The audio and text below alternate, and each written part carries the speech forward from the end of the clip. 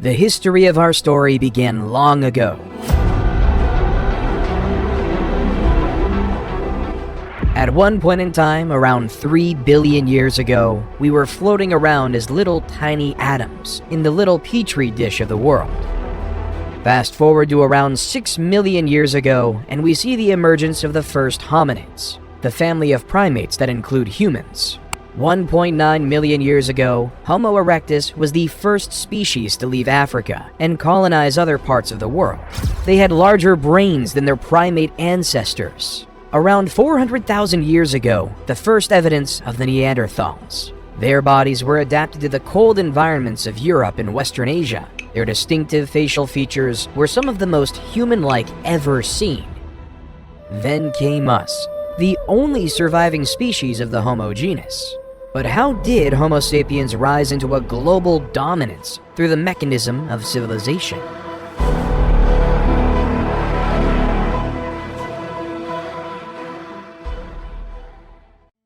We begin our story in the fertile lands of Mesopotamia in 4000 BCE, nestled between the great Tigris and Euphrates rivers in the Sumerian city of Uruk. Instead of relying on hunting and gathering like our ancestors of the past, the citizens of Uruk were able to develop a way to harvest cereal grains like wheat and barley. However, turning cereal grains into edible foods took a lot of work.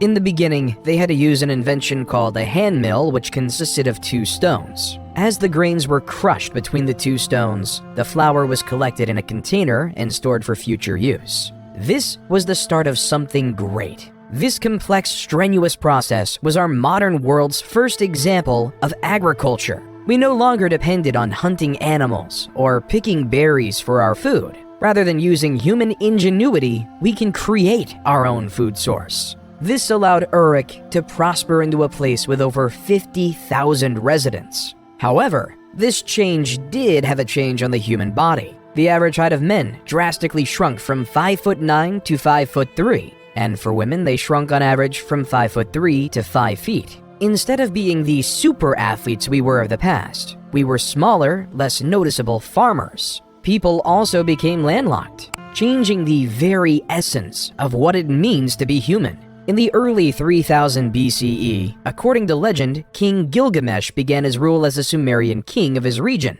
One of the world's earliest poems, the Epic of Gilgamesh, describes the story of Gilgamesh and his quest for immortality. He meets a wise traveler named Utnapishtim, who tells a story of a great flood sent to destroy the world. Towards the poem's end, Gilgamesh says, "Life which you look for, you will never find. For when gods created man, they let death be his share, and life withheld in their own hands." However, by the end of 3000 BCE, the Akkadians ousted the Sumerians. Sargon the Great took power and conquered all of Sumeria.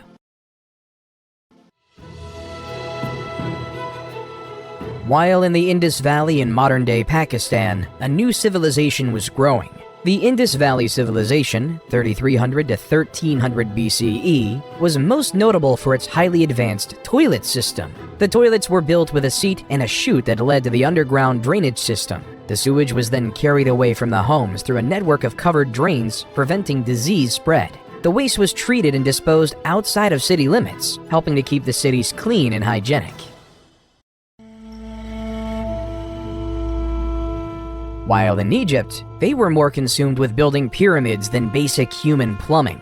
This was because, in ancient Egyptian religion, it was believed that when a pharaoh was to die in the physical world, his spirit would continue to live on in the afterlife, in which they would continue to rule in perpetuity, and where they would be worshipped by the living. Inside these pyramids, the pharaoh's body was carefully mummified, a process believed to preserve his physical form and help ensure his spirit's journey to the afterlife. The pyramid was also filled with offerings and treasures intended to provide the pharaoh with the resources he would need in the afterlife. Every pharaoh wanted to make sure they were immortal. They wanted to succeed in the afterlife. They wanted to be worshipped forever. That's why it was an utmost priority for Egyptian pharaohs to build pyramids for themselves when laid to rest. It started when Pharaoh Djoser, 2667 to 2648 BCE, built the Step Pyramid at Saqqara, followed by Sneferu, 2613 to 2589 BCE, who built several pyramids, such as the Bent Pyramid and the Red Pyramid.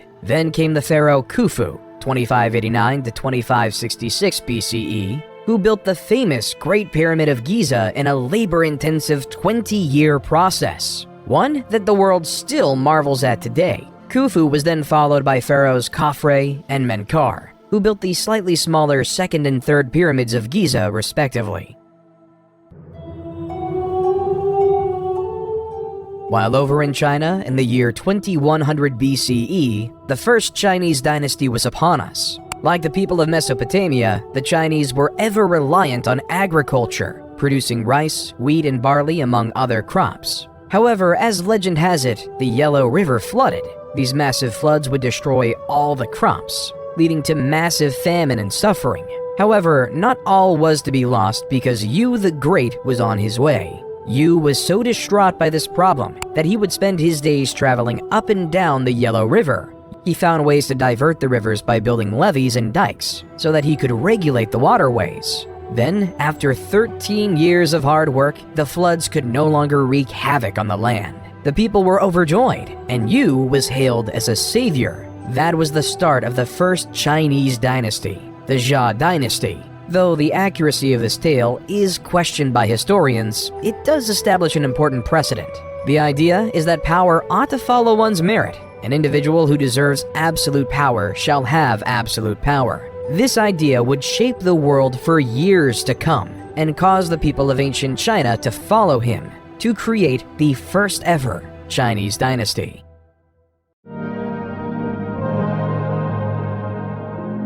While back over in Mesopotamia, around 1772 BCE, a Babylonian king named King Hammurabi created the basis of the legal system as we know it today. Hammurabi ordered the creation of a 7-foot-tall, 2-foot-wide stone slab.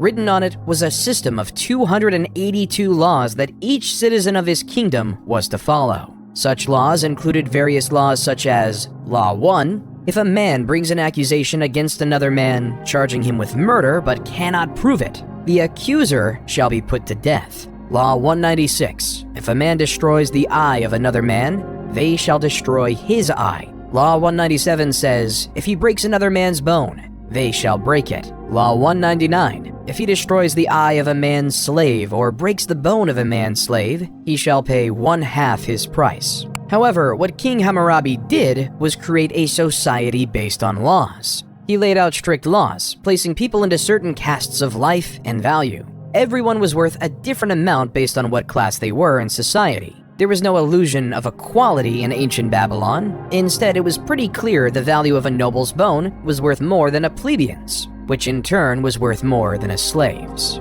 An idea we continue to see throughout history.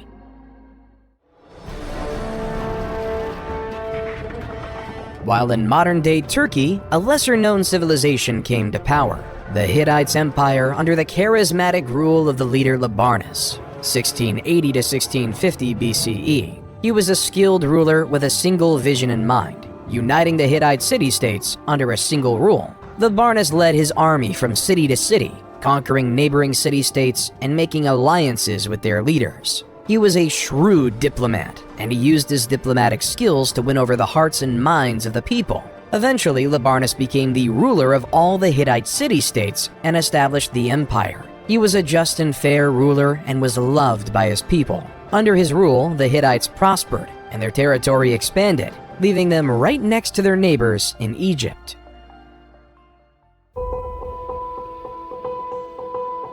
While in modern-day Greece, a collection of city-states emerged on the European continent. Mycenaean Greece, 1600 BCE to 1100 BCE, was dominated by an elite warrior society and consisted of a network of palace-centered states that developed rigid hierarchical, political, social, and economic systems. At the head of this society was the king.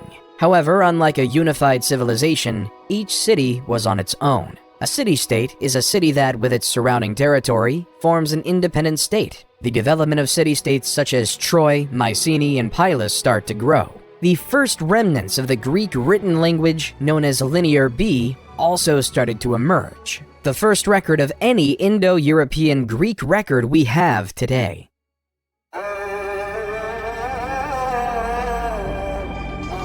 While back in Egypt, they started to create a social pyramid of another type, the Egyptian social pyramid. Like the Great Pyramid of Giza, it is more prominent at the bottom and tinier at the top. At the bottom lays the peasants and the slaves. They were responsible for doing all the manual labor. They worked on the lands. They would spend the day in and day out farming, producing food for all of Egypt. Then, when the season to farm was over for the year, they would work on the pharaoh's massive building projects, literally building the pyramids.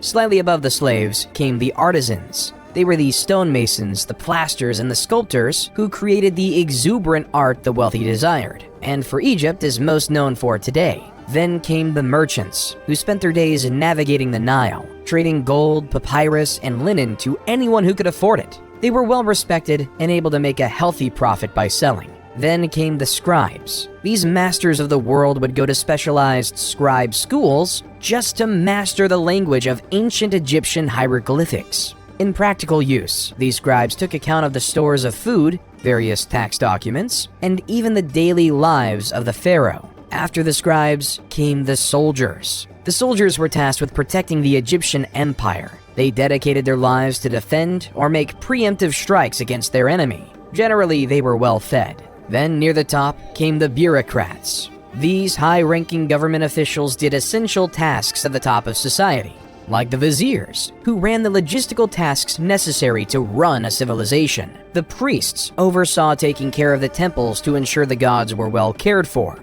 The nobles oversaw specific regions of the empire and kept order in said regions. At the top, the purpose of everyone below was the pharaoh, the king and the mediator between the gods and the world of men.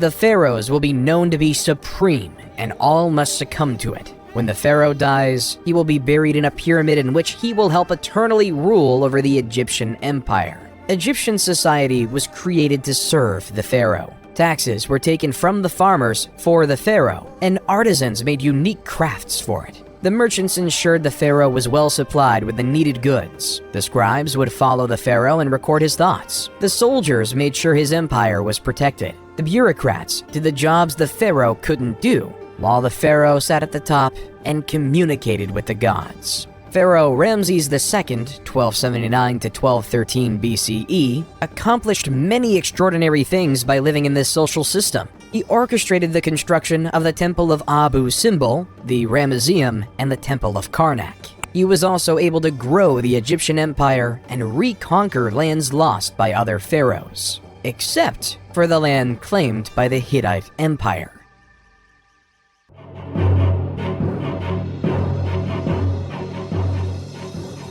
The Hittite king of the time, Mtwali II, 1295 to 1272 BCE, was notorious for ordering his troops to attack his Egyptian neighbors. Following the example of Labarnus, Mtwali wanted to unify the world under Hittite rule. However, Ramses had enough. Other pharaohs in the past have tried to stop the Hittites, but he knew if his empire was to ever succeed, he needed to attack back.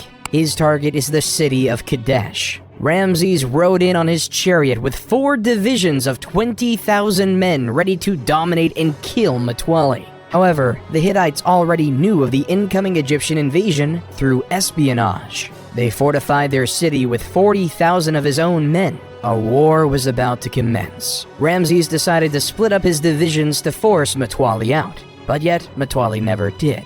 A gruesome mistake. Splitting up his forces left him exposed, unable to get an advantage, allowing Mtwali and the people of Kadesh a chance for victory. Historians believe that all they did was come out from the fortification of Kadesh and trap Ramses II's forces in his army by the river. But yet, for some unknown reason, they never did, leaving the Battle of Kadesh to end in a draw. After the battle, though, both sides decided it would be best to stop attacking each other, that they should live in peace and unity in this world. Then, after the death of Mtwali, the new king Hattusili III took the throne of the Hittite Empire. Through the means of messengers in the year 1258 BCE, both Ramses and Hattusili signed the first peace treaty to ever exist. Reading in part, Ramses the Great King, the king of the country of Egypt, shall never attack the country of Hatti to take possession of a part of this country.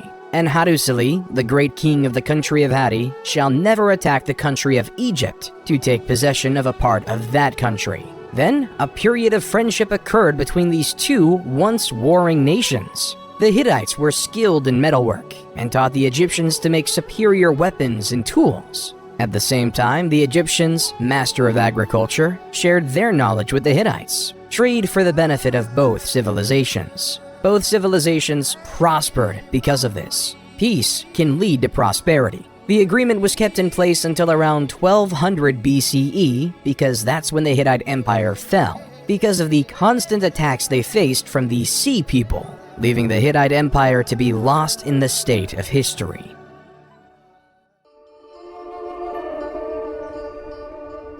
While on a continent far away, the first civilization in the Americas was taking foot in modern-day Mexico. The Olmec civilization, 1200 BCE to 400 BCE, is often considered the mother civilization of Native American civilizations. However, sadly though, not much is known about them, mainly due to their writing in a hieroglyph historians still can't decipher. One of the few remains we have are these 17 colossal stone heads. In Mesoamerican culture, there is this belief that the head alone could contain an individual's emotion, experience, and soul. We may not know their leaders' names like of other civilizations, like Ramses and Hammurabi. When looking through the eyes of a stone head, we can still feel their presence. And in some ways, they remain immortal, enshrined in history, for one day we may learn who they are.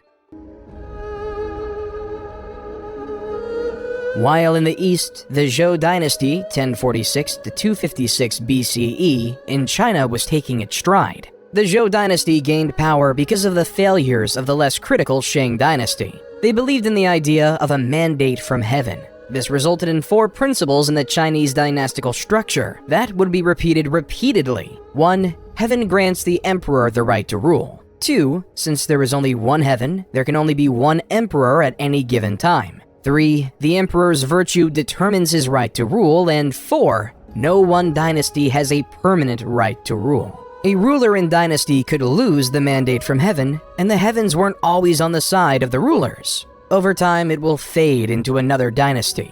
The heavens would send signs of droughts, famines, floods, and earthquakes across the land, signaling they'd lost the blessing from above.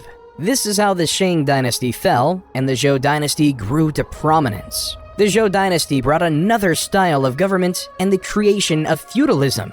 The system was straightforward, leading to another social pyramid. At the bottom lay the peasants, who were tied to the land and whose job was to produce crops for the empire. Then came the soldiers, whose job was to protect the lands from foreign invaders. Then the lords, who owned the land and taxed the peasants a portion of their crops, who in turn, the lord gave some of their crops to the king. The person in charge of the whole empire, the king, would then receive more crops and become very wealthy. All profits go to the king, and all work goes to the masses. Why would anyone just settle for a life of farming day in and day out? There are 2 reasons for this phenomenon. The first reason was due to necessity. It took many more people to feed an empire and a family back then. And the second reason being philosophy. Towards the end of the Zhou dynasty, the beginning of Eastern philosophy was created. Confucius created a philosophy system justly named Confucianism, which is focused on the importance of respect, loyalty, and responsibility in all relationships in life.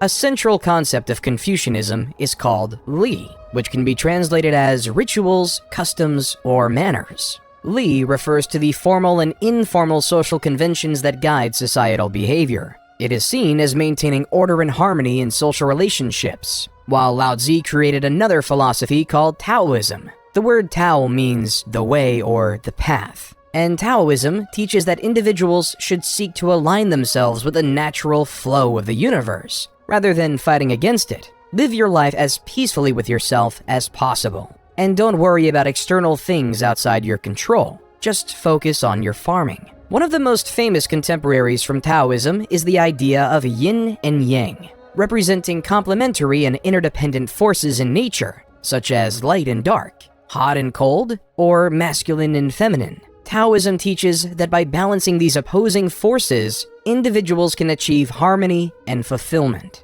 Confucianism and Taoism made life bearable for ancient Chinese farmers.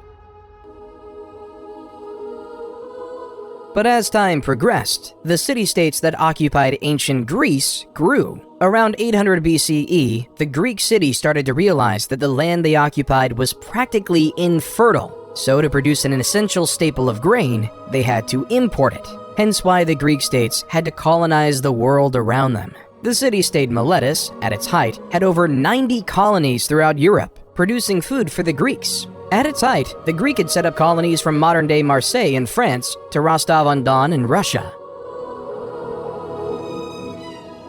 One of these new emerging city-states was Rome. As legend has it, Romulus and Remus were twin brothers abandoned by their parents and placed into the river Tibet. As the basket floated across the river, a female wolf discovered the two orphans and nursed them back to health. When Romulus and Remus became adults, they decided to find a city where the wolf rescued them. However, this created turmoil as both brothers wanted the site to be named after themselves. As Romulus and Remus fought relentlessly, eventually Romulus came up with the final blow and killed Remus, creating Rome in 753 BC. While the Greek city-states might have been colonizing, Cyrus the Great was about to take over an empire. At the time, the Persians were subjugated to the rule of the Medes Empire. According to legend, after his grandson Cyrus was born, King Astyages of Medes had a vivid dream that his little grandson would one day stage a revolt against him. King Astyages knew what to do and ordered his chief advisor to kill the baby. But the chief advisor gave the baby off to a shepherd to be raised instead. However, troubles weren't over for Cyrus. When he was 10, King Astyages found Cyrus. King Astyages wanted to kill him because the dream was very clear. This man will revolt against you. Yet, against his better senses, Cyrus was allowed to live. King Astyages' biggest mistake. When Cyrus was a man, he gathered his army and revolted against his maternal grandfather. The two, but as prophecy had it, Astyages surrendered in 550 BCE. However, Cyrus wasn't done conquering. He conquered Babylon and became the supreme ruler of Mesopotamia and even the Indus Valley civilization. The world was in Cyrus's hand. Cyrus then took over the Greek colony of Ionia in Asia Minor, leading a great Persian empire. And then he died, leaving it all in the air for the next great Persian king, Darius the Great. While back in Greece, various city-states started to gain power, but two were at the forefront: Sparta and Athens. Sparta was a military powerhouse. The famous Spartans believed everything should focus on physical strength and war. When a new young Spartan was born, it would be slaughtered if it didn't look healthy. Boys were taken from their families at a young age and were trained to become soldiers. The brutal training included physical conditioning, weapons training, and harsh living conditions. The entire life of a Spartan was to win a war. Their society reflects it with three main groups. The ruling class consisted of aristocrats who held political power, the free non-citizens who were not allowed to participate in government but were still expected to serve in the military, and the helots, a group of enslaved people that provided labor for the Spartan state. Life in Sparta was harsh, brutal, and militaristic.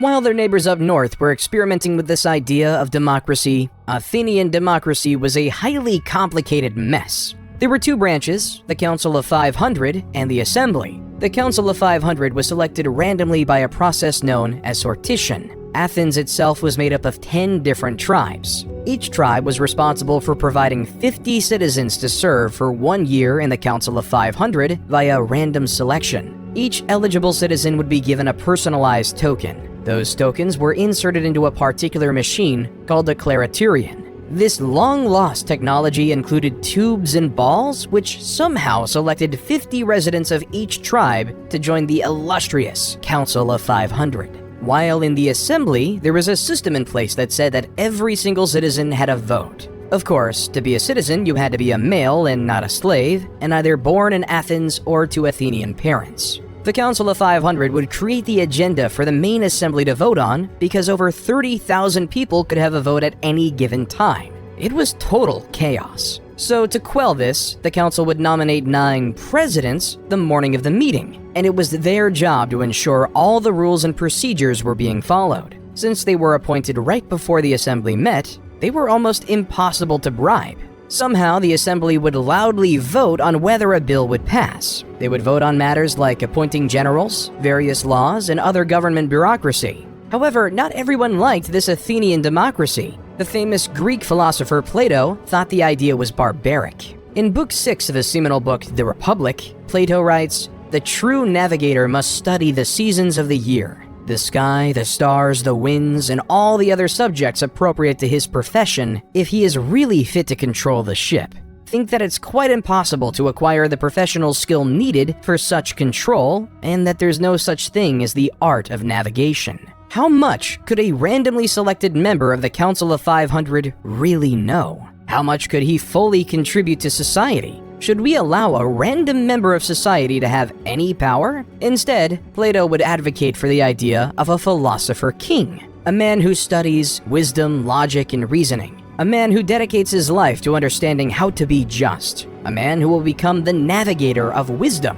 Plato would rather say, the society we have described can never grow into a reality or see the light of day, and there will be no end to the troubles of the states, or indeed, my dear Glaucon, of humanity itself, till philosophers become rulers in this world, or till those we now call kings and rulers really and truly become philosophers, and political power and philosophy thus come into the same hands. There's just one issue with Plato's quote. Every leader thinks they're a philosopher king. Everyone thinks their thoughts are the best. Everyone thinks their ideas are the wisest. From Yu the Great in China, to Labarnus of the Hittite Empire, to Siddhartha Gautama of the Kingdom of Magadha in India. While not so far away, in the Indian Kingdom of Magadha, a spoiled prince named Siddhartha Gautama, 500 BCE, lived in luxury inside a palace. Inside this palace, Siddhartha could have anything he wanted. All the jewels, all the wealth, all the finest goods thrust upon him. His world inside of the palace was a utopia on Earth. There was no want, need, or desire, and it was perfect. Until he went outside his palace compound, the only place he ever knew.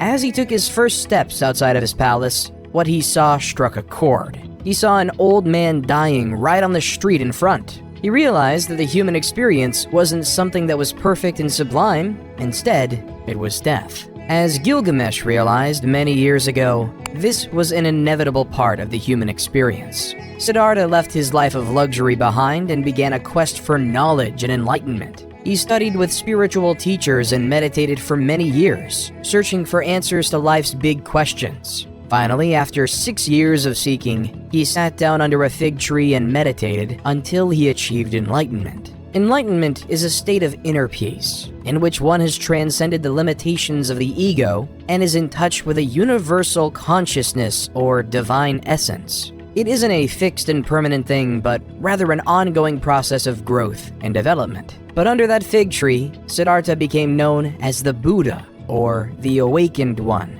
He would spend the rest of his life traveling the countryside, becoming close to the Enlightenment.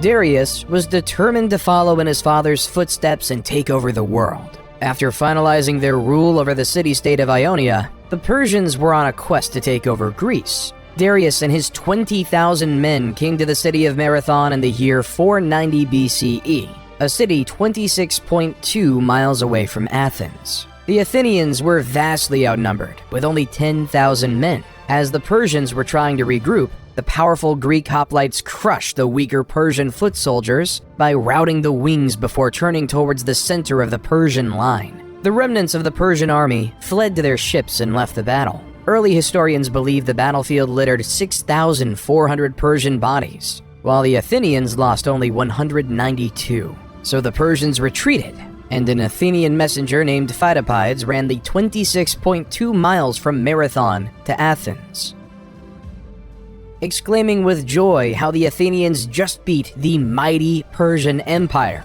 All of Athens went crazy with this fantastic news, hence leading the Pheidippides' historic trek to be sketched into history as the world's first marathon. However, the Persians weren't done, even with Darius I dying of mysterious circumstances. His son, Xerxes I, took over the crown and wanted to complete his grandfather's legacy.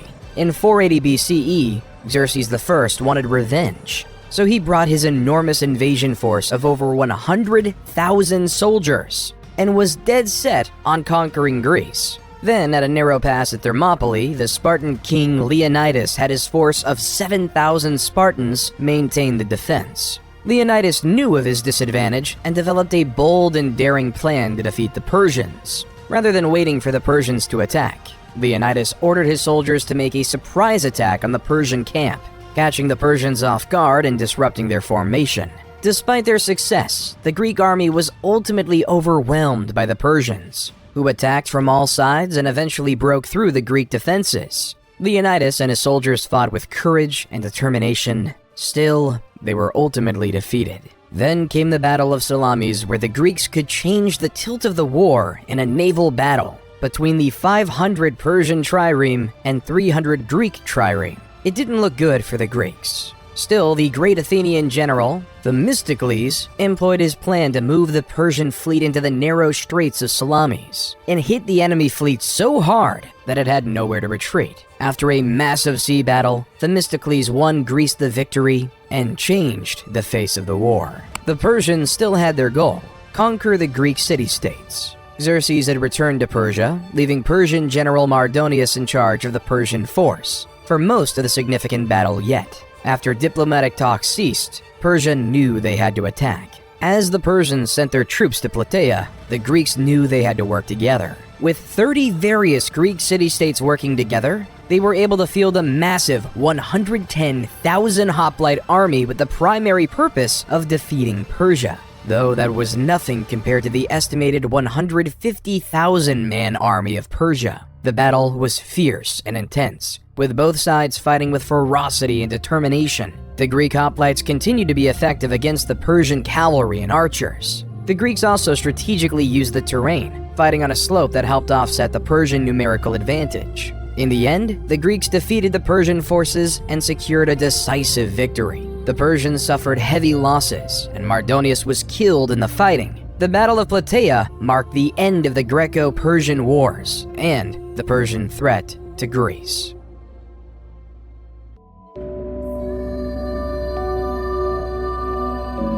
After the Persian War, life in ancient Greece was spectacular. A golden age of culture was upon us. With no longer having to face the threat of war, Athens was able to create architectural wonders, such as the Parthenon. The Parthenon sits upon the Athenian Acropolis, a prominent hill overlooking the city of Athens, to show its wealth and culture. No matter where you'll go in Athens, you can still see the Great Parthenon, even today. Then came the theater. Around this time, the state would sponsor the most significant poets to create stories in the Athenian festival, called the City Dionysia, a festival designed to worship the Greek god of theater and fertility, Dionysus, creating playwrights such as Sophocles, Aeschylus, and Aristophanes.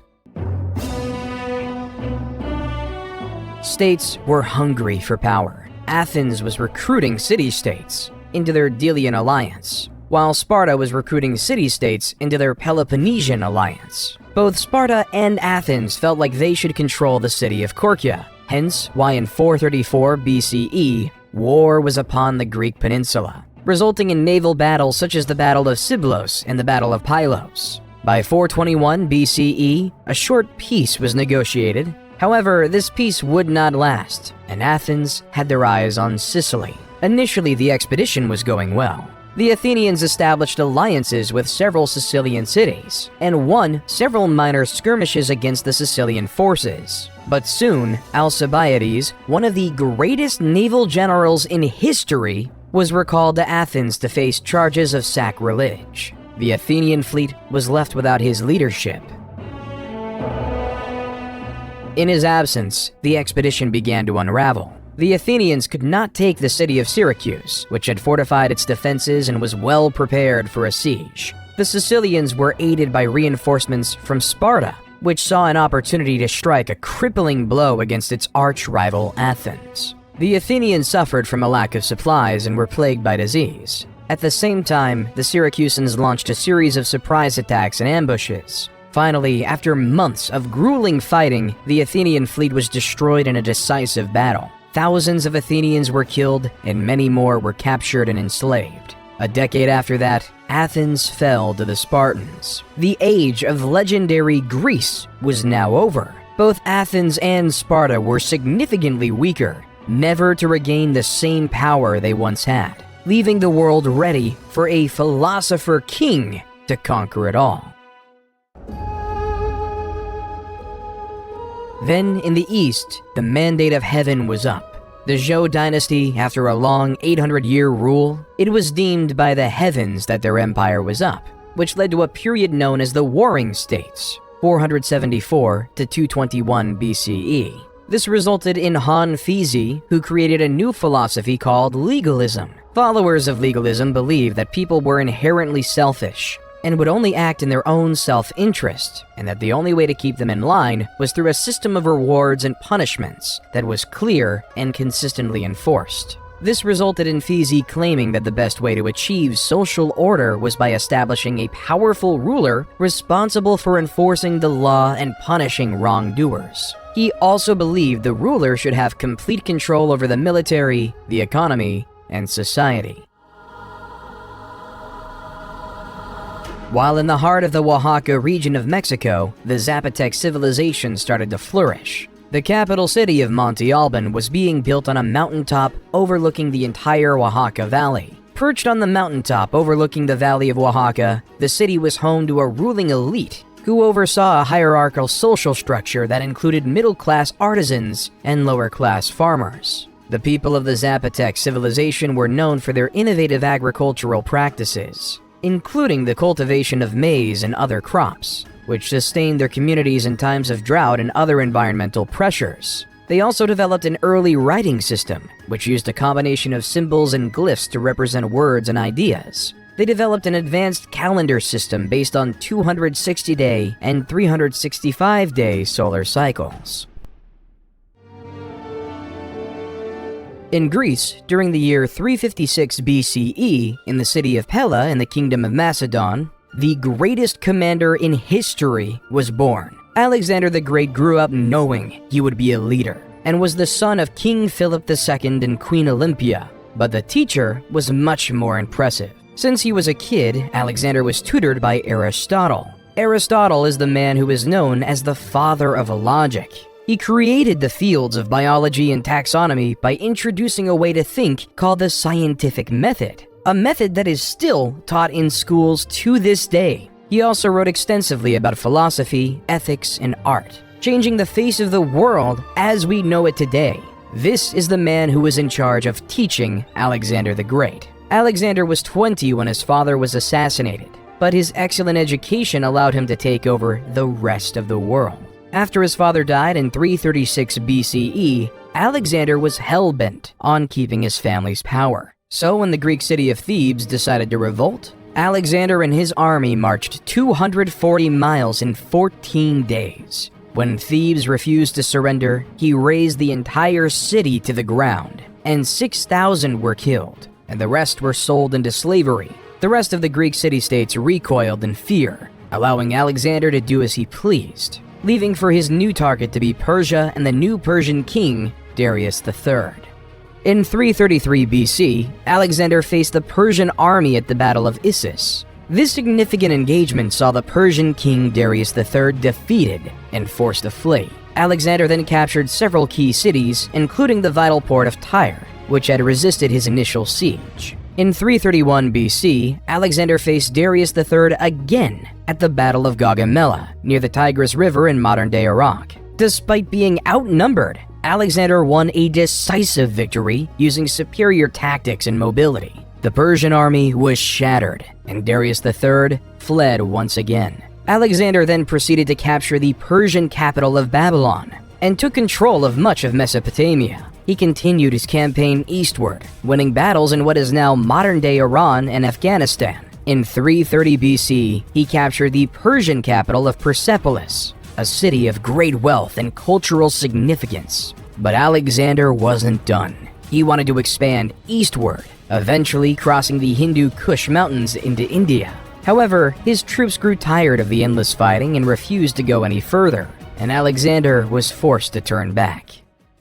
However, after Alexander failed in the Indian subcontinent, a powerhouse emerged in India called the Mauryan Empire. At its height, it spanned over much of India, Pakistan, Bangladesh, and Afghanistan. However, this conquering came at much of a cost for its leader Ashoka the Great. In 261 BC, after the death of his parents, Ashoka decided that his empire needed to expand. In his sights, the kingdom of Kalinga. The war was bloody, the war was fierce. Over 100,000 people died. Ashoka couldn't sleep with himself. He didn't know how to deal with his actions that resulted in so much death. So he turned to the teaching of the Buddha.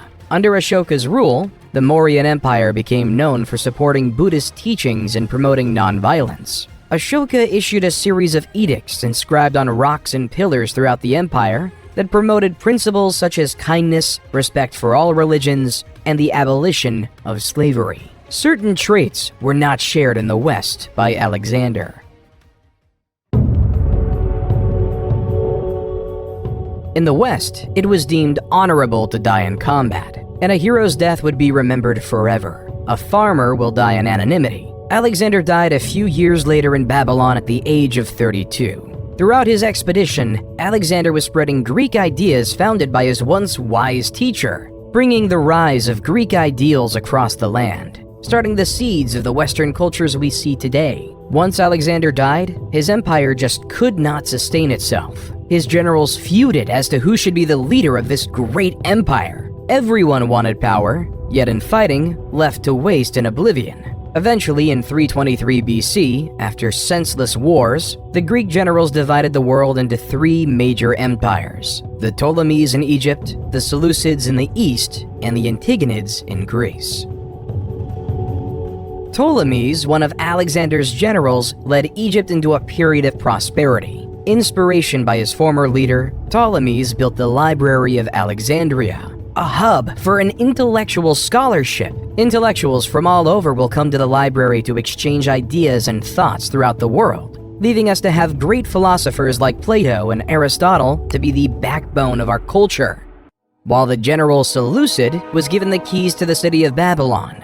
Babylon at this time was a cultural hub melting Greek, Persian, Indian, and Central Asian cultures. Seleucid, though, preferred Greek ideas and Greek language. The Seleucid Empire was at its height during the reign of King Antiochus III, 223 BC to 187 BC. Under King Antiochus III, the Seleucids encompassed a vast territory from modern-day Turkey to modern-day Pakistan, one of the largest empires on record until the rise of the Romans.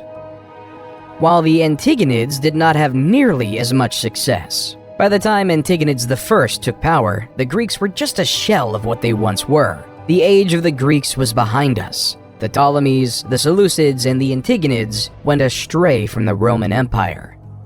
However, for Rome to rise, it had to face a powerful foe, Carthage. Both Rome and Carthage had a desire for the same city-state, Messina, on the island of Sicily. This would give either civilization a foothold to grab power in the Mediterranean.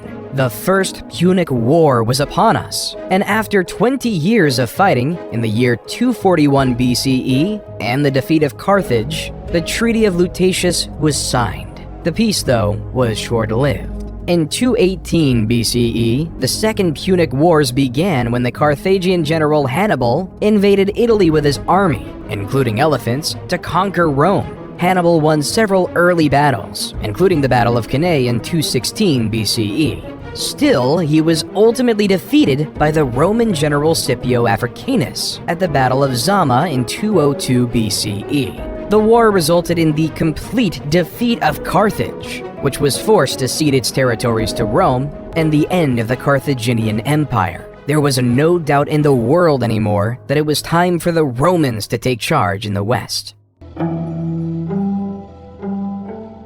While in the east, after the end of the Warring States period, Qin Shi Huang and the Qin dynasty were an absolute power. 221 BCE to 206 BCE, Qin was determined to turn diverse China into a unified Chinese empire. He divided the lands into 36 command areas, supervised by a governor, military commander, and imperial inspector. It was expected that you followed the will of Qin, or else you would face harsh penalties. The basic ideas of legalism in action, strong government, harsh laws, and inheriting knowing that humans were necessarily selfish. However, their mandate from heaven ran quite quickly. After Qin Shi Huang's death, China was in turmoil with another dynasty on foot. Liu Bang, leader from 206 to 195 BCE, after leading a revolt against the Qin, was declared emperor of the new Han dynasty. Instead of following the strict legalistic mindset of the Qin, Liu decided to set his empire as a Confucianist paradise. The ideals of moderation, virtue, and piety, as set through Confucianism, were marched throughout the empire, weaving the cocoon of a powerful dynasty. During the Han dynasty, the production of silk was ever increasing, and the idea of profits was in the minds of all. So in 138 BCE, Emperor Han Wu sent an imperial convoy to make contact with cultures of Central Asia and the Mediterranean. Then after the routes were established, Chinese merchants and traders would bring their silk across the Silk Road to the Middle East, and eventually Europe, where it would be sold at high profits, though in the beginning the route was relatively short. Because in 97 BC, Ambassador Kan Ying was sent to Rome with gifts of silk for their empire. However, Khan only got as far as Mesopotamia because he was told by the Parthians, the dominant empire in Iran at the time, that the journey would take years. Little did Khan know that he was misinformed, that the journey would have been relatively shorter, but the Parthians wanted to keep their spot as the middlemen. They did not want China and Rome to have contact with one another, creating a system of three empires smushed right up against each other: Rome in the west, Parthians in the center, and China in the east. Then in 86 BCE, Greece, already being weakened by the conquest of Alexander the Great, was now the target of the Roman Empire. General Lucius Cornelius Sulla led an army of legions to the forefront of Athens. He besieged Athens for several months, brutally torturing the citizens within. Eventually, when Athens fell, he ordered his soldiers to loot and pillage the city, destroying many important cultural treasures. This takeover cemented Rome as a superpower. Athens no longer had the power, but rather it was in Rome. While in 63 BCE, General Pompey was tasked with capturing Jerusalem and the region of Galilee, the Romans quickly captured the cities, forcing Galilee to be placed under Roman rule, including a small village called Nazareth. The Romans' desire to expand didn't end in Galilee, though. In 58 BCE, Julius Caesar was appointed governor of the Roman Province of Sicily, Gaul, northern Italy, with the express assignment of conquering the rest of the Gauls. At the time, the Gauls were a group of Celtic peoples who lived in that area that is now France, Belgium, and parts of Switzerland, Germany, and Italy. However, it was Caesar's job to take over these Celtic tribes, while the Gauls, who were insistent on their independence, all had to work together under the leadership of Vercingetorix in a last-ditch attempt to stop the Romans. As Caesar brought his troops to Alesia in 52 BC, war was upon us. Alesia was surrounded by a double wall and a ditch, with additional fortifications on the town's hills. Vercingetorix had gathered a large force of Gallic warriors inside the town. In contrast, Caesar had assembled a sizable Roman army outside the walls. Caesar realized that a direct assault on the town would be complex, so he surrounded the Gallic forces and starved them into submission. He ordered the construction of a series of fortifications around Alesia, including a circumvallation wall that encircled the town, and a second wall and ditch that faced outward to defend against any attempts to break out. Over several weeks, Caesar's forces engaged in a grueling siege of Alesia, with both sides suffering heavy losses. The Gallic warriors inside the town made several attempts to break out, but they were repelled by the Roman forces. The tide of the battle turned in favor of the Romans when a second Gallic army, led by Vercingetorix's ally Commius, attempted to relieve the siege. Caesar sent a detachment of his forces to intercept the Gallic reinforcements. After a fierce battle, the Roman soldiers emerged victorious. With his forces surrounded and facing starvation, Vercingetorix was forced to surrender. He emerged from Alesia and offered himself as a prisoner to Caesar, effectively ending the Gallic resistance to Roman rule. Throughout the next 2 years, Caesar crossed the Gallic Empire, conquering and implementing it into Rome. The Gauls were implemented into Rome, even gaining citizenship within the empire. However, the Senate was not happy with Caesar. Even though he had great success against the Gauls, the Roman Senate wanted him to stop. They did not like the popularity Caesar was gaining, nor the power he was controlling. So the Roman Senate called upon Caesar to resign his command and disband his army, or risk being declared an enemy of the state. This led Caesar to an essential choice to make. Will he either follow the will of the Roman Senate, or ignore them and start a bloody civil war? Roman law at the time prohibited any general from crossing the Rubicon River and entering mainland Italy with a standing army without the expressed permission of the Roman Senate. To do so would be treason, and this tiny stream would reveal Caesar's intentions and mark the point of no return. Civil war was imminent as Caesar and his army marched over the Rubicon. Battles in Corfinium and Pharsalus showed the Senate that Caesar was a worthy foe, so the Roman Senate appointed his son-in-law, Gnaeus Pompey, to lead the Roman forces against his father-in-law. Both parties knew the importance of Spain, due to it providing a link between Italy and the rest of Europe. The two armies clashed near the town of Leda in northeastern Spain.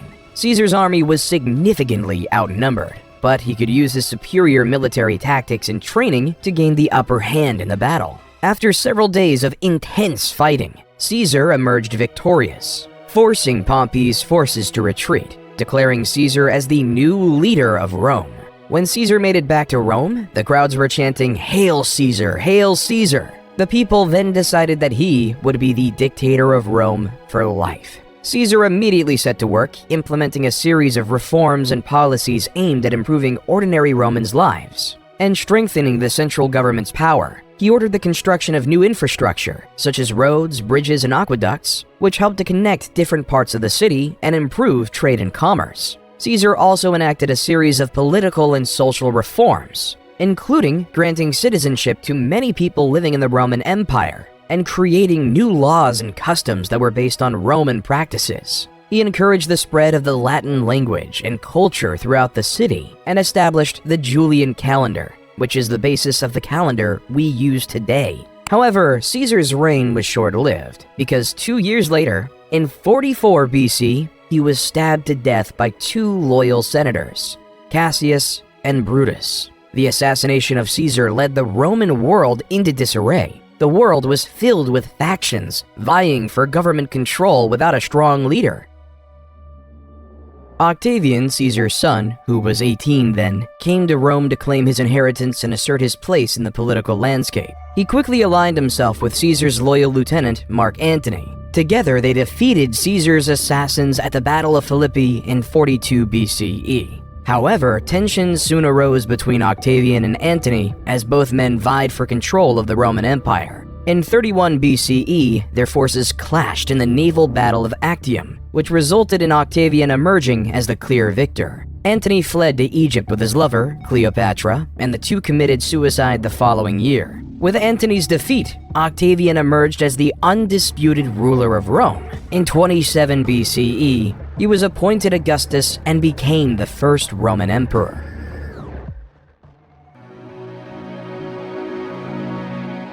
During Augustus's reign, a man who would change the world was born in the Roman-occupied city of Bethlehem, Jesus Christ. The Gospel of Luke says, "In those days a decree went out from Caesar Augustus that all the world should be registered." This was the first registration when Quirinius was governor of Syria, and all went to be registered, each to his own town. Luke 2:1-3. This census was an essential factor in Roman society, because it established the population counts in these various communities, making it possible to tax these various citizens. So the highly pregnant Mary and her betrothed husband Joseph had to travel 90 miles on foot from Nazareth to Bethlehem to complete this legally required Roman census. When they arrived in Bethlehem, many other descendants of the King of David, or members of the Jewish faith, were also going to Bethlehem for the census. They found out that there was no room for them in the inn, so they were forced to take shelter in a stable where Mary gave birth to Jesus. Jesus was later named King of the Jews.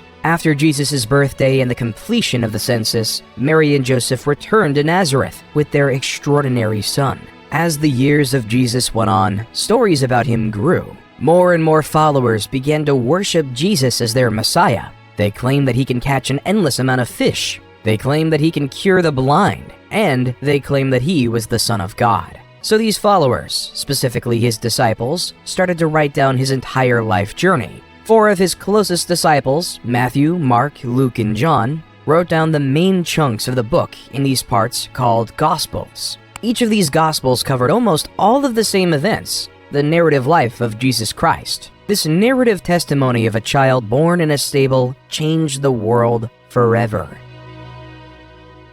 Even though many loved Jesus, some viewed him as a threat.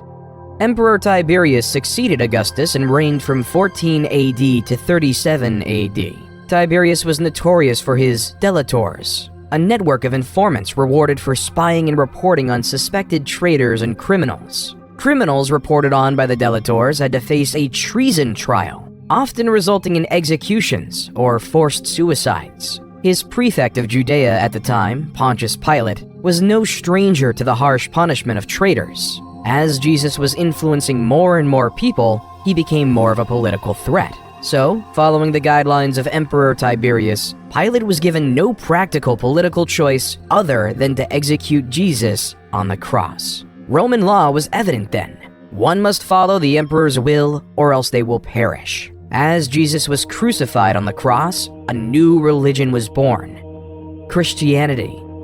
In the beginning, Christianity was just a small sect of Judaism. Nevertheless, its growth would be unparalleled.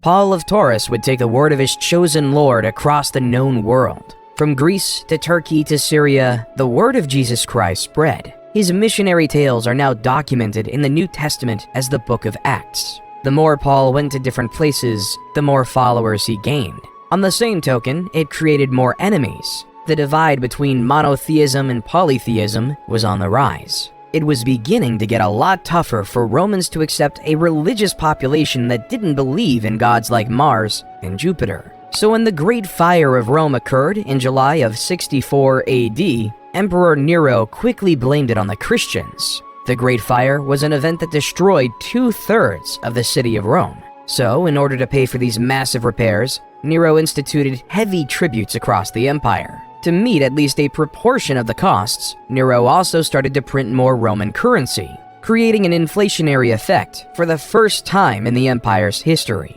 However, the individuals who lived under Roman rule, which wasn't in Rome proper, were upset by this new policy. So, in the holy city of Jerusalem in 66 AD, a revolt was on.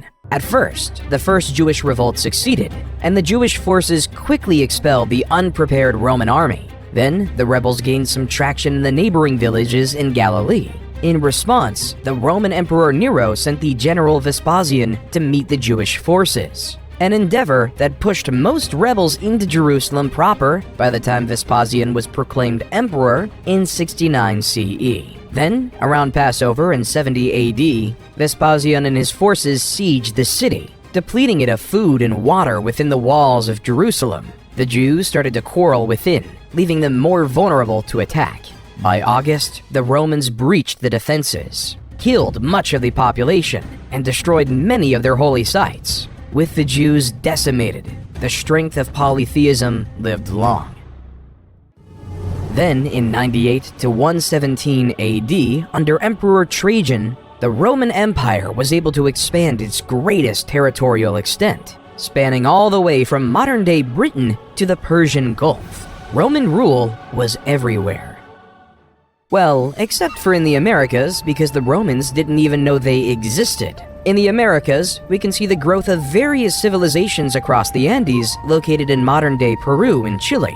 The Mochi civilization was able to build monumental structures, like the Huaca del Sol and Huaca de la Luna, impressive pyramids that were the center of their religions. They also created advanced fertilization techniques that used bird droppings as fertilizer. Their highly centralized government made everyone know their place in society. While a little bit more south, the Nazca civilization is one enthralled in mystery. The people of Nazca created a series of large-scale geoglyphs consisting of hundreds of individual figures, including geometric shapes, animals, and human-like figures, by removing the dark reddish-brown iron oxide-coated pebbles covering the surface of the Nazca Desert. These lines are now called Nazca lines. the purpose of which is still unknown to this day and subject to conspiracy theory today. Around 100 AD, the Zapotecs started establishing Monte Alban, their capital. It was one of the first examples of urban planning in the Americas. The city was laid out in a grid pattern, with main roads and smaller side streets leading to plazas and public buildings. The city was also divided into different districts, each with specialized functions, such as residential, administrative, and religious, leaving it to be in use for 1,000 years after that.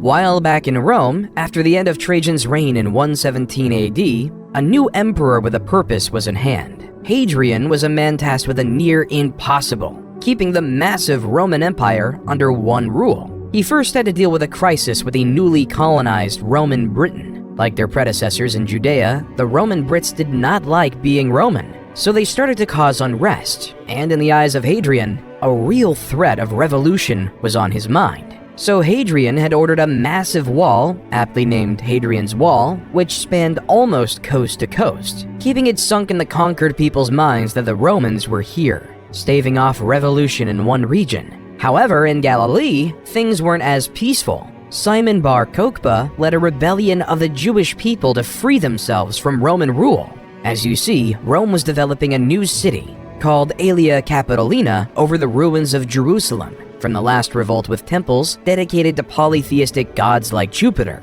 By 132, Bar Kokhba took the bottle of Nasi, head of state. Many Jews regarded him as the Messiah who would save the Jewish people and restore their independence. Kokhba's troops would storm Aelia Capitolina, almost knocking out entirely the Roman garrison controlling the city. Hadrian, though, would not have it. So he sent a force of 120,000 men to the lands of Judea to conquer and force the Jewish people into submission. As Cassius Dio says in the History of Rome, 50 of their most important outposts and 985 of their most famous villages were razed. 580,000 men were slain in the various raids and battles, and the number of those that perished by famine, disease, and fire was past finding out. Thus, nearly the whole of Judea was made desolate. History of Rome, 69.14, 1-2. Rome made it clear that it was not to be taken lightly.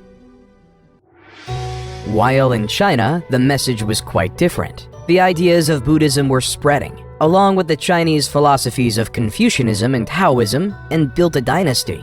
These three philosophies worked together to make the Han Dynasty stronger and more united in many ways.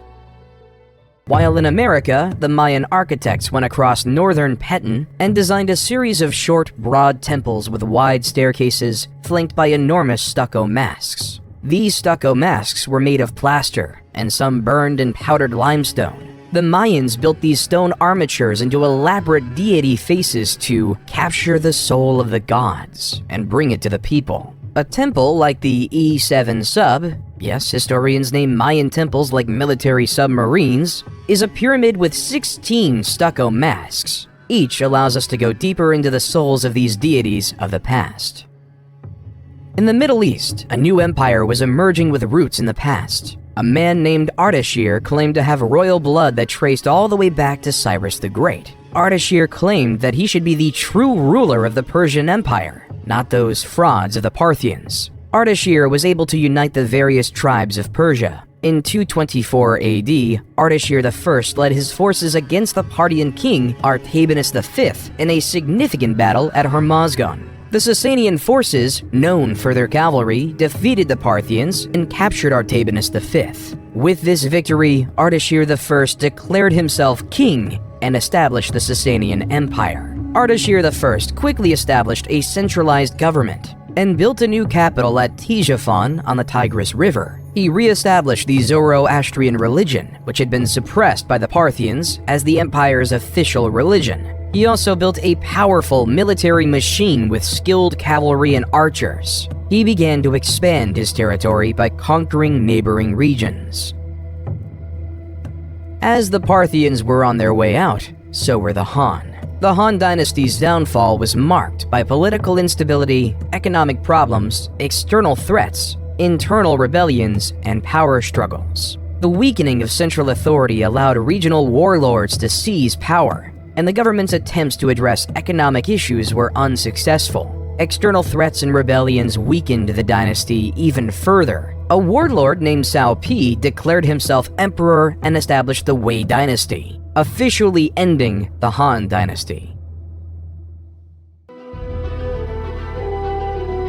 While back in Rome, Emperor Diocletian, 284 to 305, faced a problem.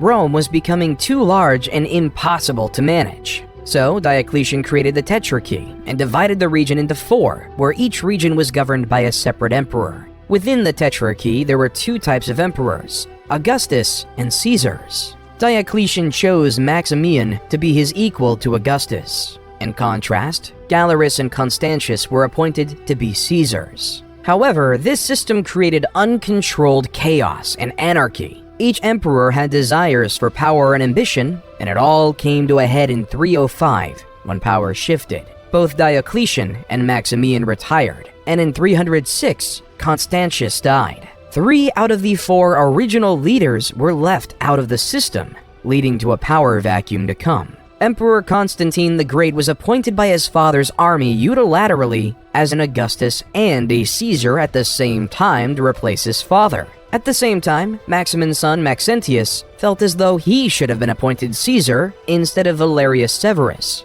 So, in 307, Maxentius sent his army and forced Valerius Severus to surrender. Come 308, Galerius appointed Licinius to replace him. So, on the west side of Rome, 2 emperors wanted to rule. Constantine ruled over Gaul and Britain, and Maxentius ruled Italy and North Africa. Maxentius had a difficult time consolidating his power, and he faced increasing resistance from the people of Rome.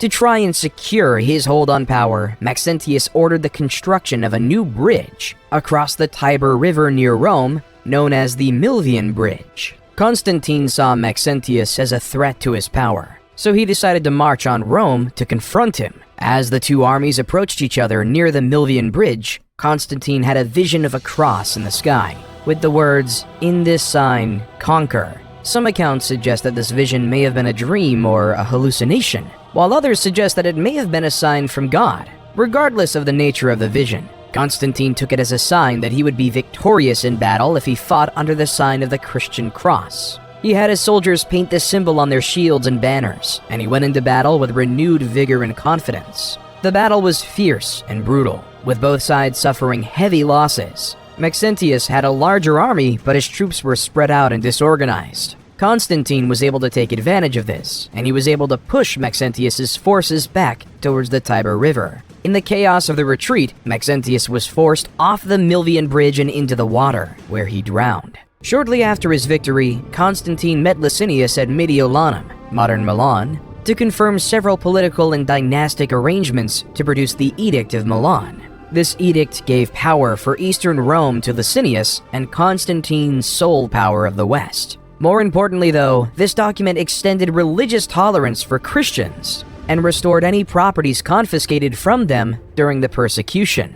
However, the peaceful coexistence of both rulers was short-lived. Though the edict allowed for the safety of Christians, Licinius was still very much a paganist. Their differences started to grow. All came near the city of Chrysopolis in 324 AD, where both armies went and fought. Constantine's military might was on display. He was able to force the Eastern Roman army towards the sea, leaving many to be killed or captured. Constantine was declared the sole leader of Rome, and Licinius was declared dead by hanging.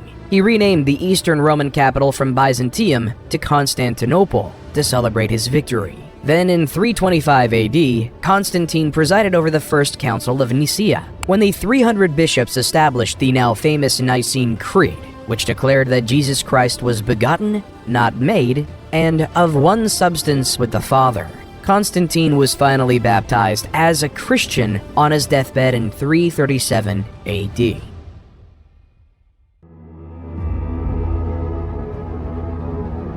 Come 370 AD, a new player was on the scenes. The Huns were a barbaric nomadic civilization who were masters of warfare. According to legends, they were taught horsemanship as early as the age of 3. Also, they would attack their own with a sword to teach them how to endure pain. These people weren't to be messed lightly with. When they crossed the Volga River in 370 on their horses and lusted for blood, the Alans civilization didn't stand much chance. 2 years later, they attacked the Ostrogoths, an eastern tribe of Germanic Goths who harassed the Roman Empire by frequently attacking their territories. By 376, the Huns had attacked the Visigoths, the western tribe of Goths, and forced them to seek sanctuary within the Roman Empire. As the Huns dominated Goth and Visigoth lands, they earned a new reputation as the new barbarians in town, and seemed unstoppable.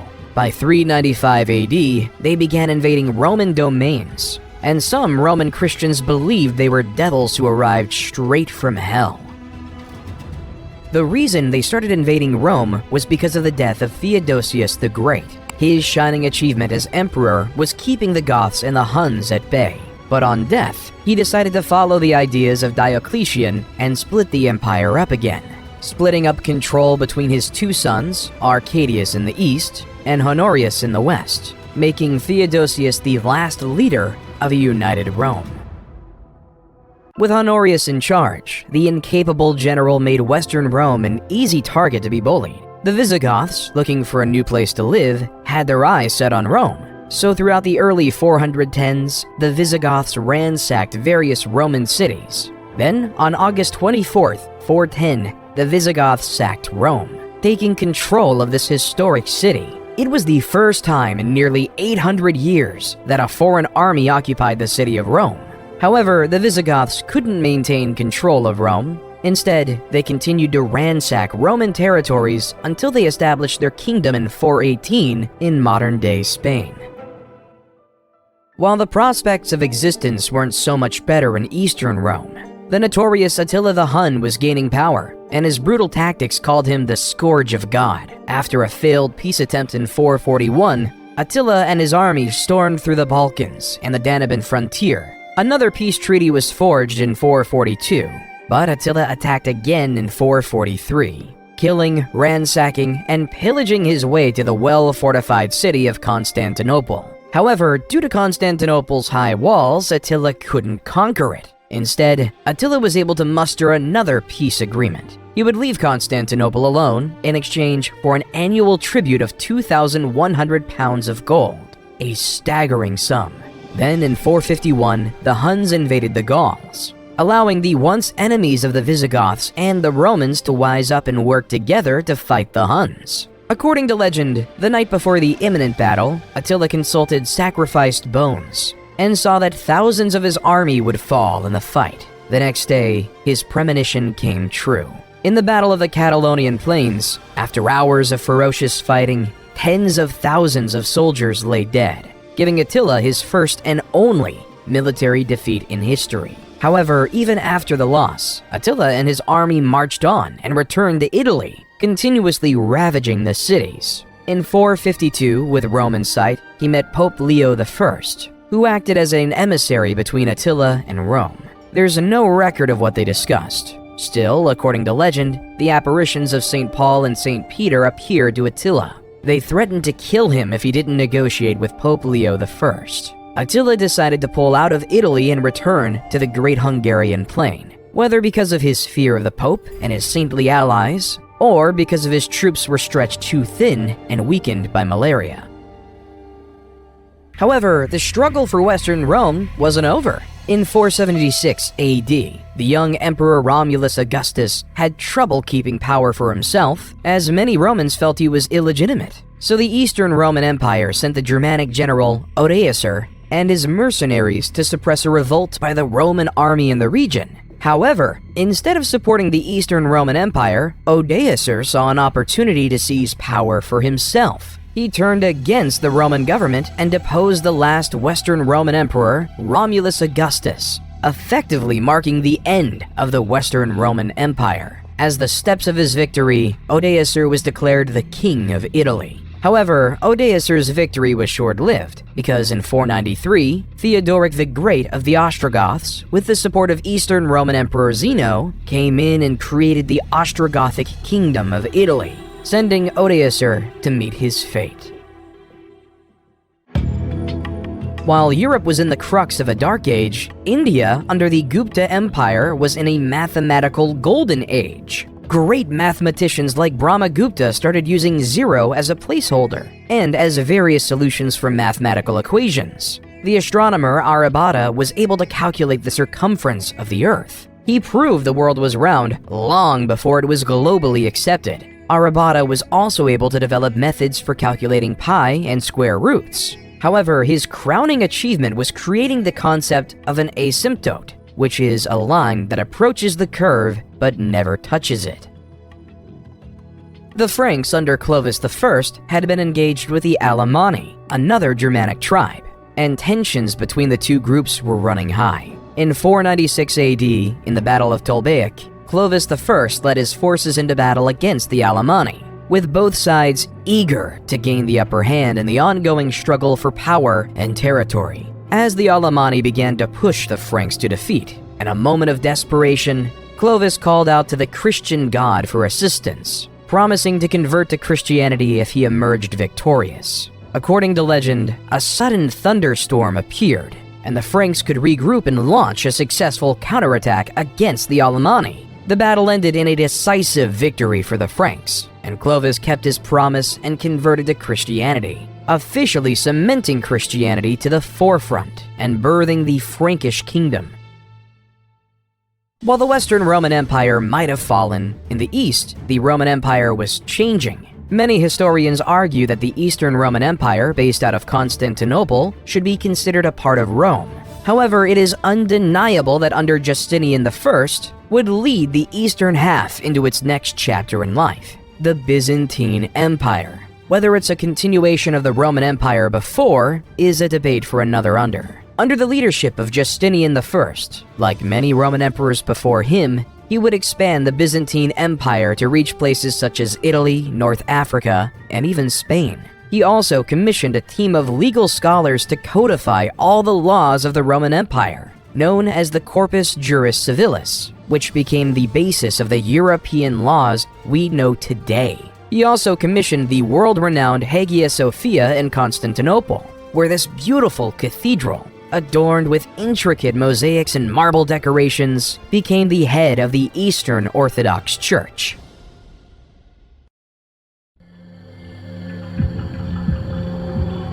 However, Jesus wasn't the only prophet at the time. In the small town of Mecca, a nomadic tribe called the Quraysh gave birth to a man who would change the religious world yet again, Muhammad. Muhammad was orphaned at an early age and was raised by his grandfather and later his uncle. As he grew up, he worked as a merchant, which earned him the nickname Al-Amin, meaning the trustworthy.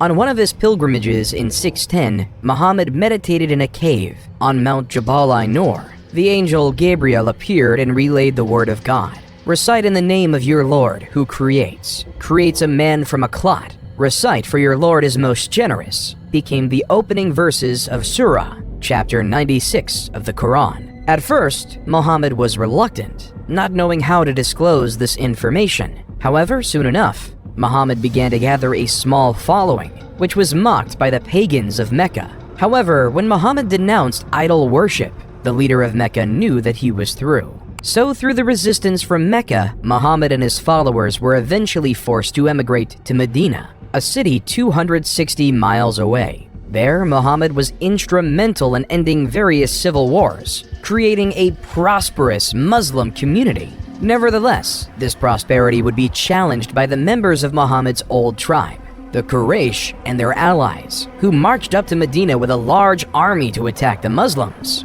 Muhammad devised a plan that they could defend the city if they dug a trench around its perimeter, making it near impossible for enemy forces to penetrate. For several weeks, the Quraysh tried to break through the trench, trying and trying yet again. Eventually, strong wind and heavy rain caused the Quraysh forces to abandon the siege, marking the Muslims as victorious. In 630, the Muslim army marched into Mecca, taking the city with minimum casualties. Muhammad gave amnesty to the enemy leaders who once opposed him, converting most of the Meccan population to Islam.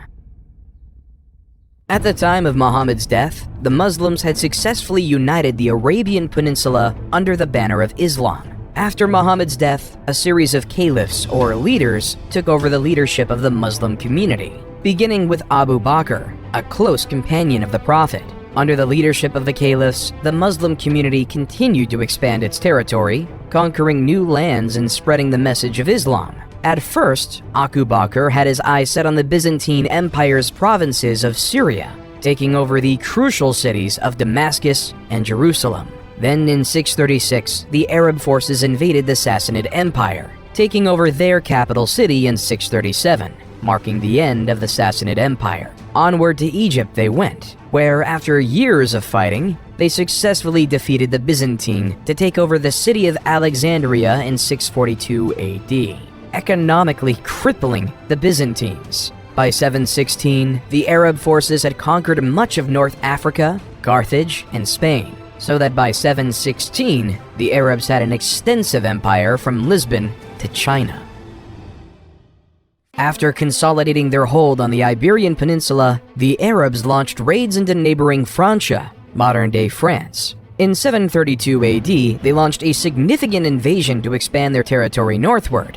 The Arabs' forces, led by Emir Abdul Rahman al-Ghafiqi, quickly conquered several cities in the region, including Bordeaux and Tours. However, Charles Martel, the military leader of the Franks, assembled a large army to meet the Arabs in battle. The Battle of Christianity versus Islam. Both empires wanted to keep their own faith. The Arabs wanted to impose their religion onto the Franks. The two forces clashed near Tours on October 10th, 732 AD. The battle was fierce and lasted several days, with both sides suffering heavy casualties. In the end, though, Charles Martel and the Franks emerged victorious, and the Arab forces were forced to retreat back to Spain, ending the massive expansion of the Arabic Empire.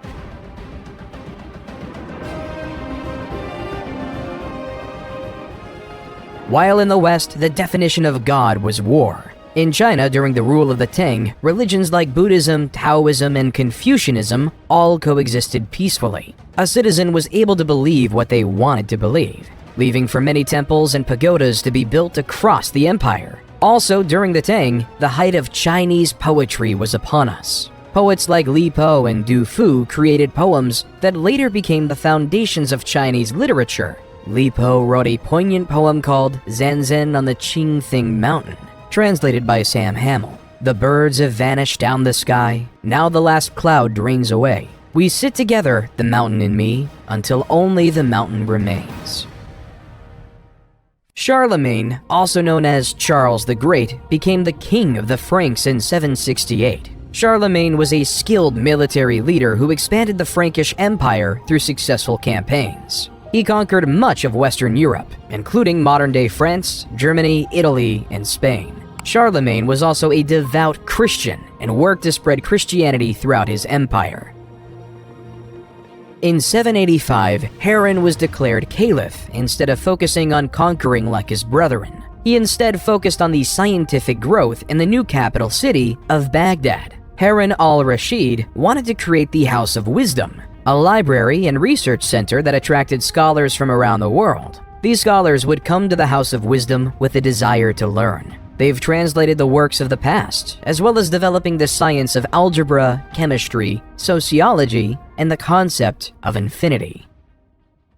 While the Vikings had a different idea of progress. The Vikings were a group of uncivilized pagans from modern-day Scandinavia who wanted to gain material wealth. So June 8th, 793 AD marked the beginning of the Viking Age in Europe. Lindisfarne was a small, isolated island off the northeast coast of England that was home to a famous monastery and considered one of Europe's most important centers of learning. On the day of the raid, a group of Viking warriors, likely from Norway or Denmark, landed on the island and attacked the monastery. The Vikings pillaged the monastery, killing many monks and taking others as slaves. The raid was a brutal and unexpected attack on a place of great religious and cultural significance, and it sent shockwaves throughout Europe.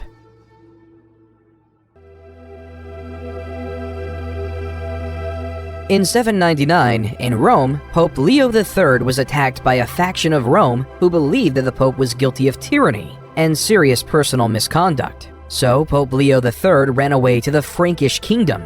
After this, Charlemagne and his Frank army provided an escort for the Pope and restored him to the papal office. But yet, the power of the papacy was being questioned, with many people wanting it to go away, which caused Charlemagne to go to Rome in late 800 to fight for his Pope. For his loyalty, on Christmas Day in the Basilica of St. Peter, Pope Leo III placed a crown on Charlemagne's head, declaring him the new Holy Roman Emperor, creating a new Roman Empire, the Holy Roman Empire, or at least the first rendition of it. Under Charlemagne, the foundations of a genuinely great empire were forming, but once Charlemagne died in 814, the new empire was bludgeoning with problems.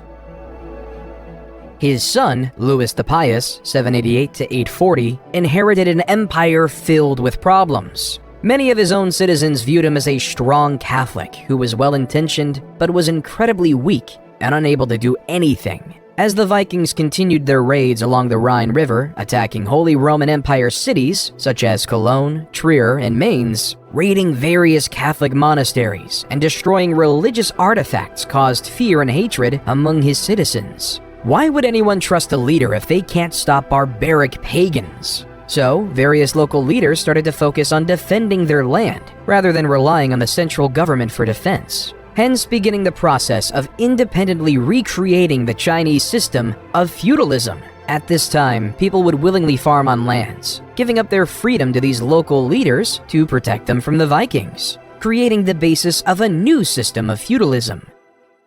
While the Holy Roman Empire might have been fighting with the Vikings and the Byzantines were fighting with the Arabs, in 820, a group of Arab raiders landed on the island of Crete. Over the next several years, Arab forces gradually gained control of the island, overcoming the resistance of the Byzantine defenders. The conquest was completed in 827, and Crete became part of the Arab Empire. The conquest of Sicily and Sardinia followed a similar pattern. In 827, a large Arab fleet landed on Sicily, and Arab forces quickly gained control of much of the island. They then moved on to Sardinia, which fell to the Arab invaders in 828. In the Holy Roman Empire, once Louis the Pious died in 840 AD, so did the Charlemagne Empire. The infighting between family members grew, leading to the Holy Roman Empire being divided between three family members in the famous Treaty of Verdun. In the west, the formation of the West Frankish Kingdom was given to Charlemagne's grandson, Charles the Bald, in modern-day France. In the East Frankish Kingdom was given to another grandson, Louis the German, which was obviously settled in modern-day Germany, while the Middle Kingdom was given to Charlemagne's eldest son, Lothair. However, being squeezed in between the West and East Frankish kingdoms gave the Middle Kingdom a short lifespan and was practically irrelevant. The Vikings weren't just a problem for mainland Europe, they were pillaging everything in mainland England. So in 871, the new King of Wessex, Alfred the Great, rose to power with one thing in mind: keeping everyone safe. Alfred built a network of fortifications known as burhs, designed to protect his people from Viking attacks. He also developed new military tactics and strategies and fostered alliances with other Anglo-Saxon kingdoms.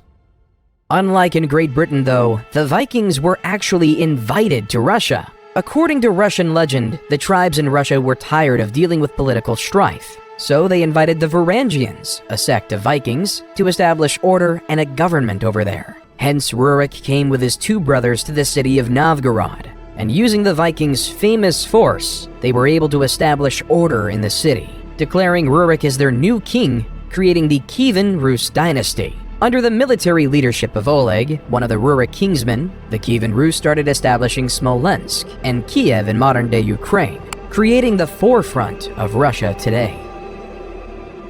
While back in England, expanding upon his grandfather Alfred the Great's alliance network, Athelstan was declared King of Essex. Athelstan was able to get all the Anglo-Saxon kingdoms to work together to fend off the Vikings of the British Isles. He was declared to be the first king of England due to his ability to navigate alliances and keep everyone safe, beginning one of the longest monarchies in human history.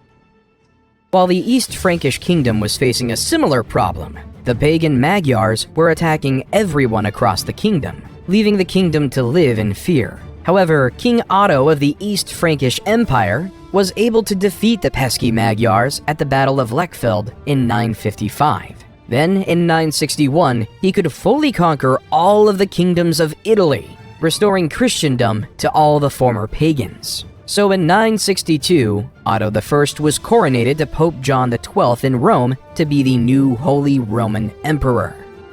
In France, though, the West Frankish kingdom was struggling, because in 987, King Louis V, a direct descendant of Charlemagne, died at age 20 without leaving an heir to take over their dynasty, leaving the French monarchy in peril. So the French aristocracy had an election between Hugh Capet, a noble with extensive lands in the region of Isle-de-France, and Charles, Duke of Lower Lorraine. With the support of Adalbero, the Archbishop of Reims, Hugh Capet became the first king of France, starting the Capetian dynasty. However, at this time, the typical person in Europe was always living in fear. Every civilization was on the verge of conquering. They've all become land-hungry and were willing to fight for it. So across Europe at this time, every civilization started to entrench their society in the ideas of feudalism, leading to another social pyramid. At the bottom lay the serfs. Their job was to farm the land and ensure everyone was fed. Then came the knight, who provided protection for the people. Then came the nobles, who ruled over a specific territory, owning the land. Then came the kings, as previously mentioned, who gave lands to the nobles. But all the way at the top was the Pope, because the Pope could speak directly to God, and had God-given ownership of all the lands.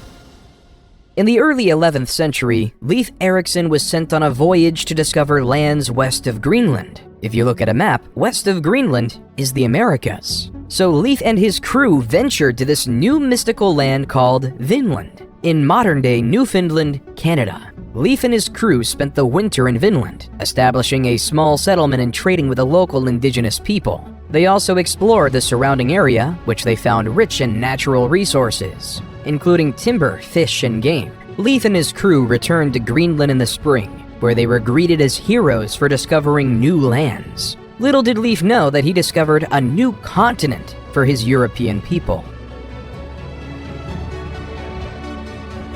Though significantly less is known about the Americas, some historians believe that at the time, a similar type of expansion happened in the American continent, like in Europe.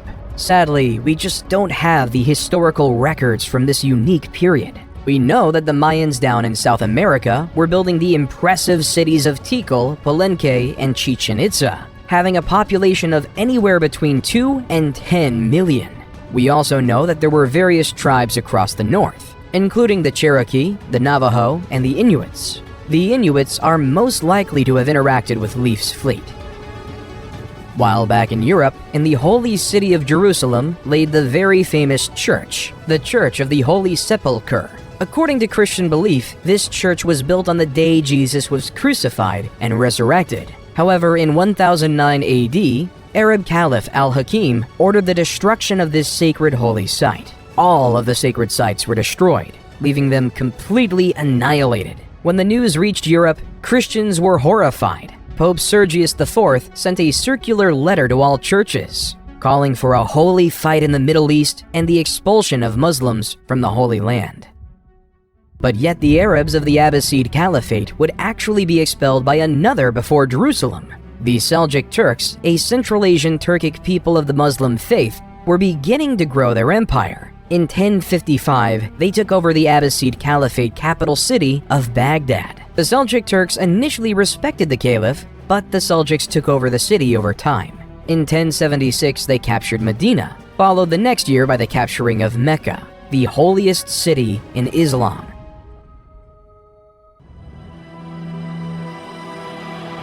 Due to this, the Muslim world wasn't ready for Pope Urban II at the Council of Clermont in 1095 to call upon all Christians to take up arms and liberate the Holy Land from Muslim rule. The Pope promised spiritual rewards and forgiveness of sins to those who joined the crusade, and many knights, nobles, and peasants were inspired to take up the cause. Many European nobles, such as Godfrey of Bouillon, Toulouse, Bohemond of Taranto, and Robert of Flanders, brought their armies from Europe on their journey to Jerusalem. While the Christians were united, the Muslims were divided and unable to put up a strong defense against the Crusaders. Hence, the Christians took over the county of Edessa in 1098, and finally the holy city of Jerusalem in 1099. However, the crusade wasn't done. In 1144, the Muslim forces led by Turkish ruler Ahmad ad-Din Zengi launched a siege against Edessa. The city was poorly defended, and the Crusaders could not resist the Muslim forces for long. After a siege of several weeks, the city was breached, and the Muslim forces overran the city, killing or enslaving much of the population. But the Christians weren't happy with that, so in 1147, the massive armies of Europe came back with attempts to free Edessa. The Crusaders faced significant logistical challenges, including shortages of food and supplies. They were also plagued by infighting and political rivalries, which caused the campaign to be in ruin after the disastrous loss of the Battle of Anab in 1149, which resulted in the capture of King Louis VII and the loss of much of the Crusader army.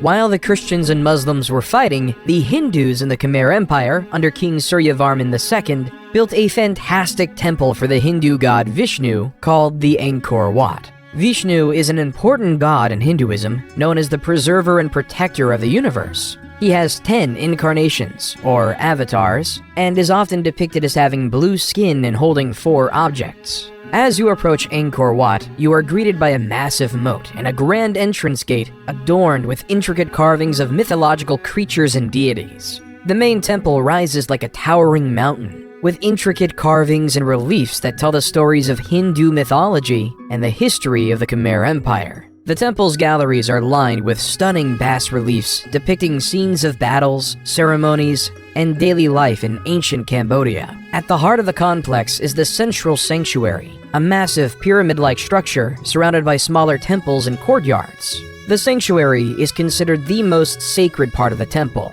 adorned with intricately carved statues and images of Hindu gods and goddesses. It was an incredible feat of human ingenuity. But yet in 1187, the Muslim commander from Egypt, Saladin, became fed up with the Christian rule of Jerusalem. So he declared a holy war across the Muslim world in order to reconquer Jerusalem from the Christians. The battle occurred on a scorching hot day in the hills near the Sea of Galilee. Saladin's forces numbered around 20,000. The Crusaders had a much smaller force of around 12,000 knights, soldiers, and civilians under the aptly named king, King Guy. The battle began with skirmishes between the two sides, but soon escalated into a full-scale engagement. Saladin's forces could use their superior cavalry to encircle the Crusaders, who could not break through the Muslim lines. The heat and thirst soon took a toll on the Crusaders, who were weakened and disoriented. The Muslim forces took advantage of the situation. They launched a fierce attack, breaking through the Crusader lines and capturing many knights. King Guy and a small group of knights were able to escape the battlefield. Still, the majority of the Crusader army was destroyed. The loss of the battle was a severe blow to the Christian forces in the region, and it paved the way for Saladin's conquest of Jerusalem. But the Christians weren't going to allow that, so guess what happened? Another crusade. This time, the 3 most powerful monarchs at the time, Emperor Frederick I of the Holy Roman Empire, King Richard I of England, and King Philip II of France, sent their best armies to reconquer the holy city of Jerusalem. However, all the force in the world couldn't retake Jerusalem from the grips of Saladin, leaving the Third Crusade to be a failure. Genghis was born to a mother kidnapped by his father and forced into marriage. Legend holds that he came into this world clutching a blood clot in his right hand. Before he turned 10, his father was poisoned to death by an enemy clan. Genghis's clan then deserted him, his mother, and his 6 siblings to avoid having to feed them. However, he soon began to make friends with the other clans throughout the Mongolian mountainside. By 1206, he had united all the various tribes, uniting 1 million people. For the time, Genghis was quite progressive. He made it illegal to sell and kidnap women, banished the idea of enslavement of any Mongol, and even allowed freedom of religion. When it came to war, though, Genghis was as barbaric as the next one. His first campaign was against the Shisha kingdom in 1209. His army of mostly cavalrymen on horses quickly outnumbered and destroyed the kingdom. His next target was the Jin dynasty in China. From 1211 to 1214, the outnumbered Mongols ravaged the countryside, causing food shortages, resulting in the Jin army killing tens of thousands of their own peasants just so their elites could live. In 1214, the Mongols besieged the capital of Zhongdu, now Beijing, and burnt it to the ground. In the early 13th century, King John was facing increasing pressure from his barons, who were demanding greater rights and protections under the law. In response to their demands, John agreed to meet with the barons and negotiate a settlement. The result of these negotiations was the Magna Carta, a document that set out a series of rights and freedoms that the king could not violate. Among these rights were the right to a fair trial, the right to due process of law, and the right to be protected from arbitrary arrest and imprisonment. The Magna Carta also established the principle of habeas corpus, which required the government to produce a prisoner in court and provide a lawful reason for their detention. This principle has been a cornerstone of modern legal systems around the world. Then in 1217, there was another crusade, this time led by King Andrew II of Hungary and Duke Leopold VI of Austria, with the same goal in mind: to take over Jerusalem. The Crusaders successfully captured the city of Damietta in 1219, but they could not advance further into Egypt. After a series of setbacks, including capture and imprisonment of many Crusaders, the Christian forces were forced to abandon their campaign in Egypt. The Crusaders eventually agreed to a treaty with the Muslim forces, allowing them to leave Egypt unharmed, but without achieving their ultimate goal. Genghis Khan wasn't done though. In 1219, went to war against the Khwarezm Empire in present-day Turkmenistan, Uzbekistan, Afghanistan, and Iran. During his raids, the Mongol hordes swept through one city after another, taking over the likes of Bukhara, Samarkand, and Urgench. Skilled workers such as carpenters and jewelers were usually saved, while aristocrats and resisting soldiers were killed. Unskilled workers, meanwhile, were often used as human shields during the next assault. No one knows with any certainty how many people died during Genghis Khan's wars, in part because the Mongols propagated their vicious image as a way of spreading terror. At Genghis Khan's death, he controlled a massive territory from the Sea of Japan to the Caspian Sea. However, even more impressively, around 8% of the men in South Asia descend from Genghis Khan today. In 1228, Emperor Frederick II of the Holy Roman Empire tried to conquer the Holy Land, but failed, ending the Sixth Crusade. Of course, the Holy Roman Empire couldn't be the only one crusading. King Louis IX of France in 1248 decided to start the Seventh Crusade to retake Jerusalem, but he was taken prisoner by the Muslims and forced to pay a hefty ransom as he retreated. However, that didn't deter King Louis IX, because in 1270 he was at it again, trying to free Jerusalem from the grips of Muslim rule. But this time, he died of dysentery. Once King Louis IX died, his troops retreated, creating the eighth and final time there was a crusade. In England, though, in 1295, England was making a diplomatic headway. In a letter summoning Parliament, King Edward I wrote, "Since the most righteous law of the emperors ordains that what touches all should be approved by all, so it appears that common dangers should be met by remedies agreed upon in common. As King Edward, I would then request 1/10 of the incomes of nobles and 1/11 of the income of knights," creating one of the first parliaments we would see in the New Age. While down in Africa, a leader of extravagant wealth, Mansa Musa, was gaining power. On his famous Hajj, a religious Muslim pilgrimage to Mecca that every Muslim should make at least once in his life, Mansa Musa, with his caravan of camels and an army of scholars, gave vast amounts of gold to any poor person he saw, hence crashing all of the economies in northern Africa due to the inflation of gold. When Mansa Musa returned to Mali, he made it his life purpose to make Timbuktu the Muslim capital of knowledge. So Mansa Musa invested heavily in building the University of Sankore. Various Islamic faith scholars quickly made their way to Sankore to study Islamic theology, law, and literature with over 1 million manuscripts. Mansa Musa was also a very religious man with a policy that he commissioned a new mosque every Friday. However, sadly though, only the Djinguereber Mosque in Timbuktu stood the test of time. In the Americas though, another built on riches was being created.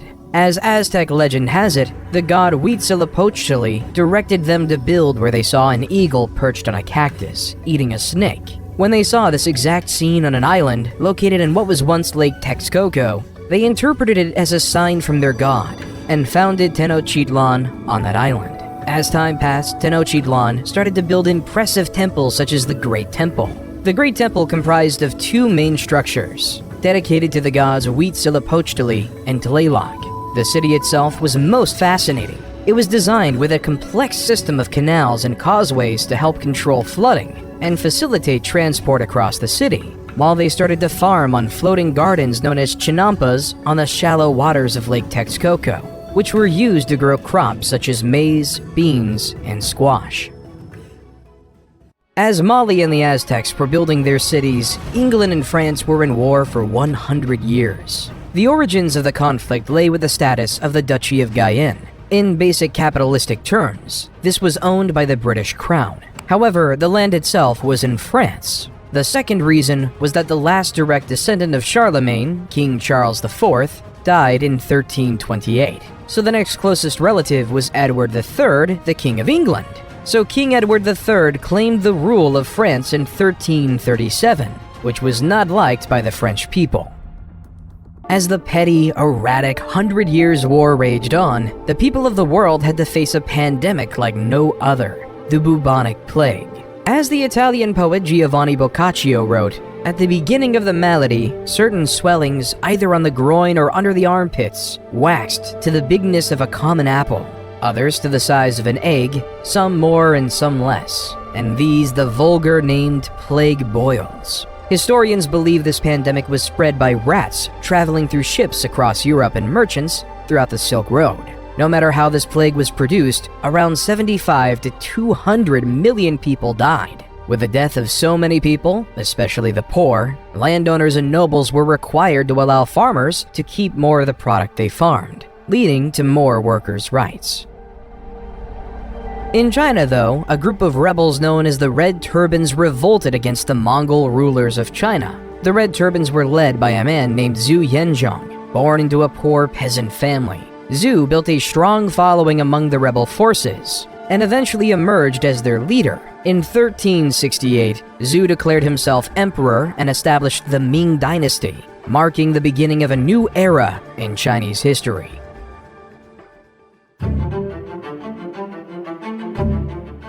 In 1428, at the age of 16, Joan left her home in the village of Domremy and traveled to the court of Charles VII, where she asked for permission to lead the French army against the English. At first, her request was met with skepticism and disbelief. Still, Joan persisted and eventually won the support of the French commanders. Joan's first major military victory came in the Siege of Orleans in 1429. She led the French troops in a series of daring attacks on the English forces, and she broke the siege and liberated the city. This victory boosted French morale and helped to turn the tide of the war in their favor. Over the next several months, Joan led the French army to victories against the English, including the Battle of Patay in June 1429. However, her success also made her enemies in the English and French court. In 1430, she was captured by the English and put on trial for heresy and witchcraft. Joan was subjected to a grueling trial. She was accused of various crimes, including dressing in men's clothing, practicing sorcery, and hearing voices. Despite the odds against her, Joan remained steadfast in her faith and her belief that she was carrying out God's will. In the end, Joan was found guilty and sentenced to death by burning at stake. She was executed on May 30th, 1431, at 19. Then, 20 years later, in the Battle of Castilian, Charles VII of France led a French army which defeated the English army, effectively ending English territorial claims in France.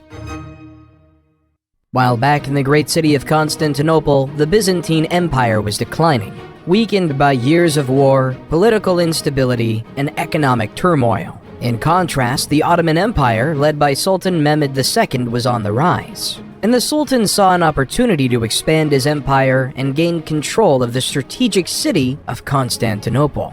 By 1453, Mehmed II led an army of 80,000 soldiers, including elite Janissary troops and a powerful artillery force, to besiege Constantinople. The Byzantine defenders, led by Emperor Constantine XI, were vastly outnumbered and outgunned. They faced a seemingly impossible task to hold off the Ottoman assault. The Ottomans bombarded the city with artillery for nearly 2 months, causing extensive damage to the walls and fortifications. The Byzantine defenders, meanwhile, struggled to maintain morale and keep their troops fed and supplied. Then, on the fateful day, May 29, 1453, the Ottomans launched a massive assault on the city. Climbing up, covered by siege towers, they were able to breach the walls and gain access to the city. Despite putting up a valiant defense, the Byzantine defenders were overwhelmed, and the Ottomans were able to storm the city and capture the capital, causing the Great Byzantine Empire to fall. In 1453, all paths no longer led to Rome, and all traces back to the empire of Caesar were erased. It was replaced by the beginning of utter Ottoman domination in the region, ushering in a new era of Turkish power and influence in the Mediterranean. While the Byzantines might have been falling, the Russians were finally gaining their independence. At the time, the Mongol Empire was ruling over Russia, demanding that various Russian towns pay tribute or face the wrath of the Mongols. However, in 1472, Ivan the Great refused to pay such tribute. Over the next several years, he built up his military strength and was able to drive out the Mongol garrisons from various cities and towns throughout Russia. In 1480, the Mongols demanded that Ivan pay tribute or face military action, but after a tense standoff, they finally retreated. Ivan's victory was the beginning of a free Russia and the decline of the Mongolian Empire. Then in 1492, as Christopher Columbus sailed the ocean blue, the Europeans discovered the New World. Set initially on finding a path to India, instead he landed on an island in the Bahamas, which he aptly named San Salvador. When he and his crew set up camp, he met the Lucayans, skilled fishermen and farmers, who welcomed him and his crew and provided them with food and supplies.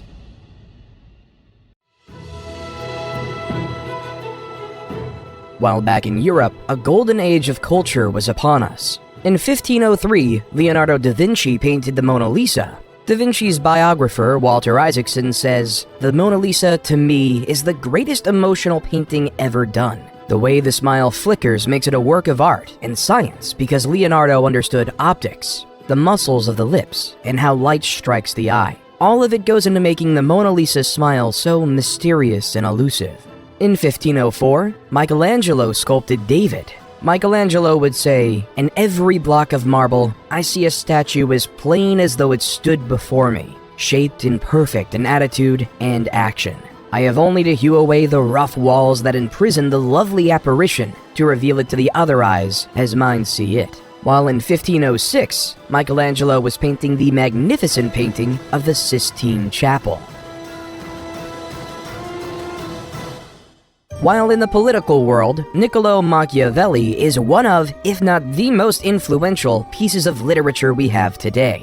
The Prince is a political manifesto that comments on the past civilizations we've heard about in this video. Machiavelli writes, "It is much safer to be feared than loved, because love is preserved by the link of obligation, which, owing to the baseness of men, is broken at every opportunity for their advantage. But fear preserves you by a dread of punishment which never fails." Think about the ordinary farmer. Think about the man who spends generations of their life farming, giving heavy taxes to a noble lord for doing nothing except protecting them. Why won't the farmers rebel? It's because they're afraid of what would happen without their leaders. Without the elites, the Huns or the Mongols can come to your farm and destroy you on their own. So you live in fear as to what might happen to you, leaving you to give your wheat to said leader.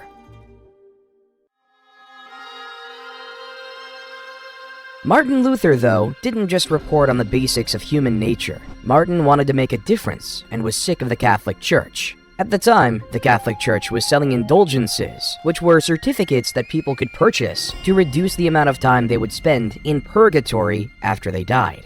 Luther believed this practice was corrupt and went against the Bible's teachings, which emphasized the importance of repentance and faith over material wealth. In protest, he wrote a series of 95 theses, or arguments, challenging the church's authority and calling for reform.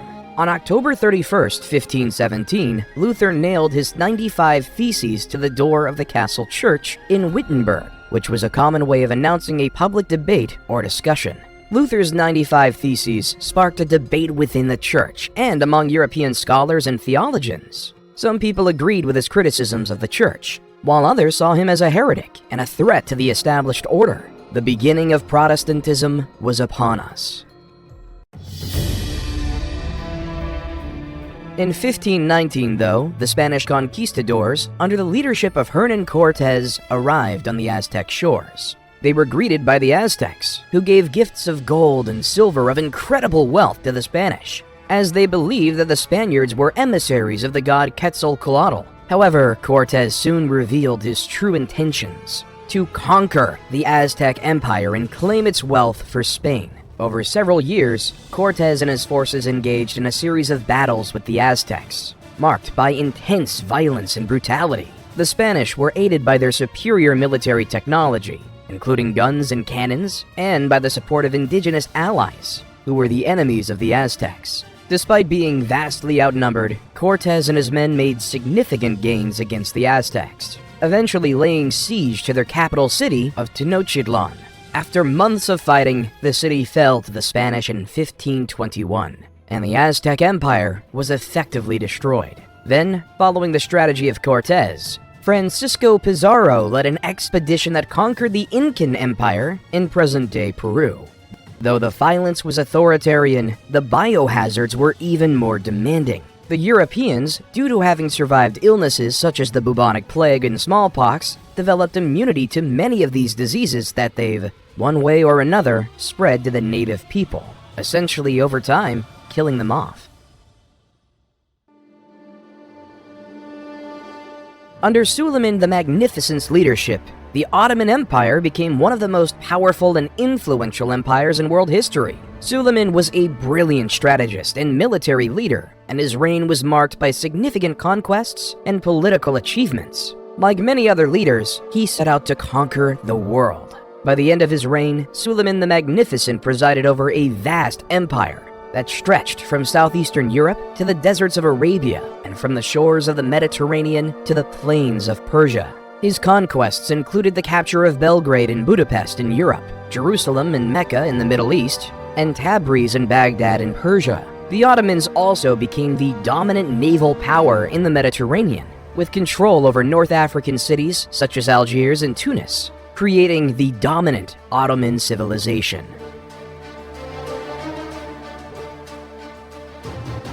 But yet, all things fall when one is in love, and the murder-happy King Henry had fallen in love with Anne Boleyn and was desperate to marry her. However, Catherine of Aragon was still alive, and the Catholic Church did not recognize divorce. Henry's solution was to break away from the Catholic Church and established the Church of England, with himself as the head. In 1534, Henry passed the Act of Supremacy, which declared that the king, not the Pope, was the supreme head of the Church of England, leaving the Catholic Church to be angry and excommunicate Henry VII, leaving a schism between the Church of England and the Catholic Church even today.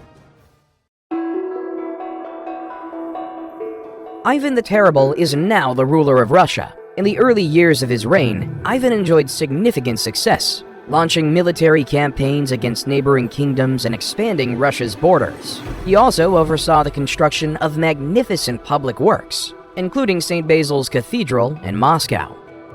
However, as Ivan grew older, he became increasingly paranoid and erratic. He launched a series of brutal purges and executions, targeting anyone he perceived as threatening his power. He also had a volatile temper, lashing out at advisors and nobles who dared to question his decisions. In 1560, Ivan suffered a devastating personal loss when his beloved wife Anastasia died. This event seems to have triggered a significant psychological breakdown, and Ivan became increasingly unstable and violent. He launched a series of bloody campaigns against his own people, including the notorious Oprichnina, a campaign of terror and repression that killed thousands of Russians and destroyed countless homes and families, truly deserving of the name terrible.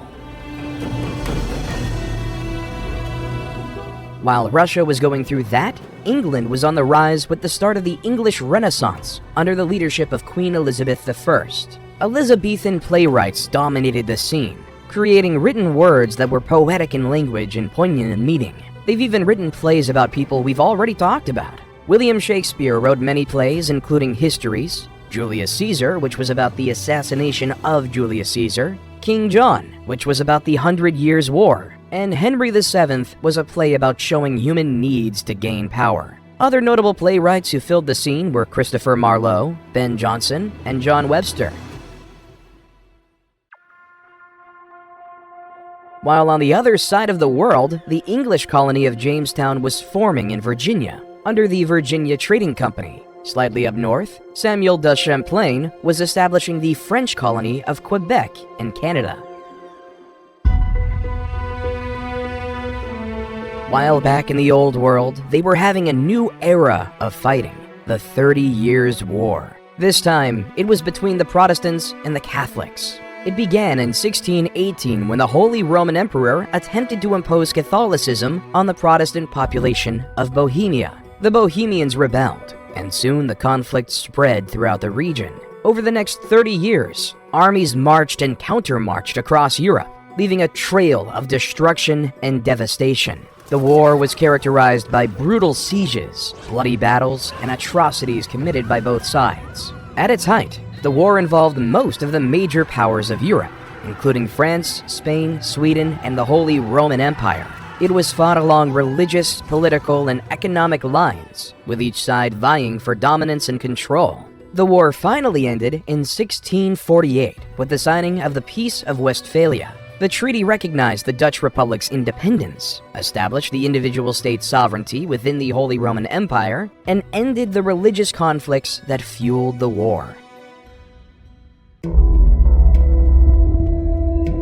While in China, the Ming court was plagued by corruption, factionalism, and economic decline. The emperor at the time, Chongzhen, faced mounting pressure from his advisors to strengthen the military and defend against the Manchu threat. However, his efforts were hindered by infighting among officials and a lack of resources. In 1644, the Manchu army, led by Prince Dorgon, launched a massive invasion of China. The Ming army, weakened by years of neglect and corruption, was no match for the highly disciplined and skilled Manchu forces. The Manchus quickly conquered Beijing and installed their puppet emperor, ending the Ming dynasty, continuing the cycle of dynasties in China.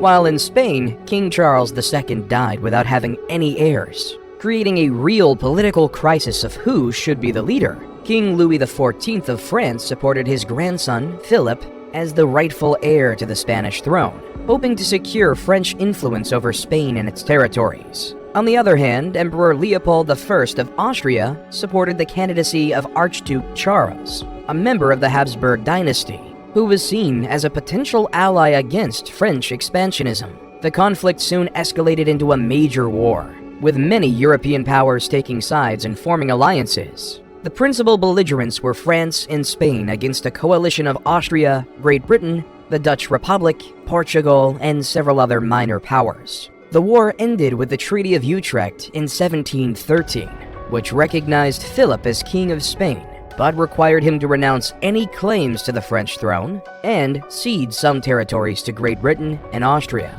The Treaty of Rastatt, signed the following year, officially ended the war. In 1707, the Acts of the Union were passed by the Parliaments of England and Scotland, which united the two kingdoms into a single political entity known as Great Britain, hence creating the legal foothold that is Great Britain. However, Scotland took a disliking to this. There were protests and uprisings in the years following the Union, including the Jacobite risings of 1715 and 1745, which aimed to restore the Scottish monarchy and independence.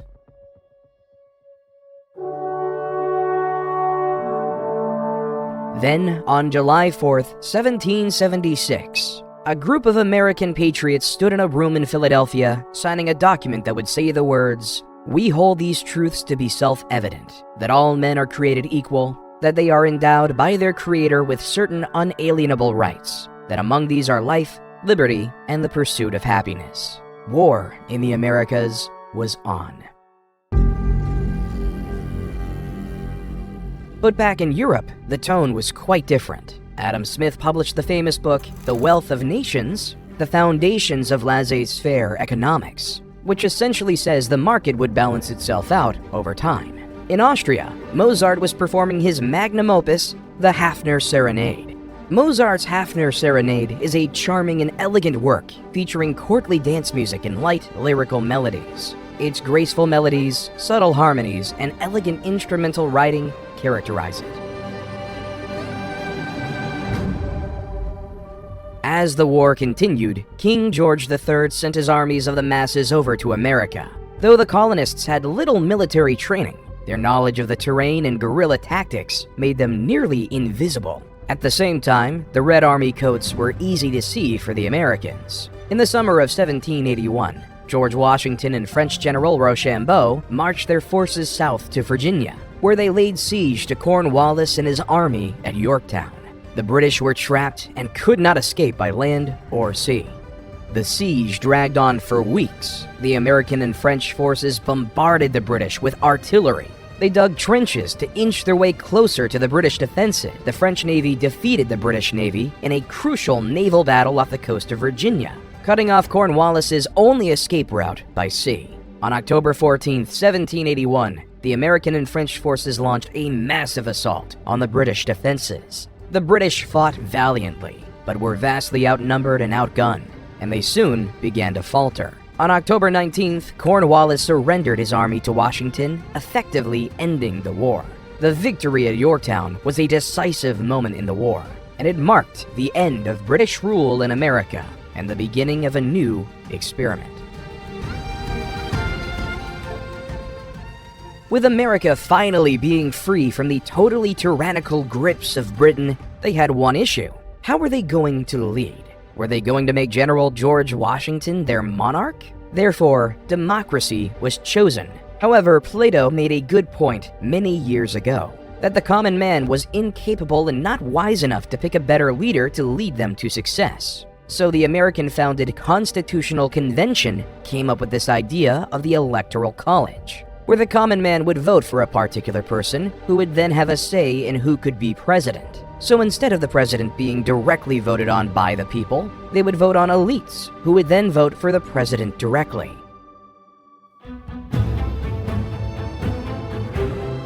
The French then noticed how well the American Revolution went. At the time, the French were ruled by King Louis XVI and his wife, Queen Marie Antoinette. As Queen Marie Antoinette told the peasants, "Let them eat cake," the people of France got together.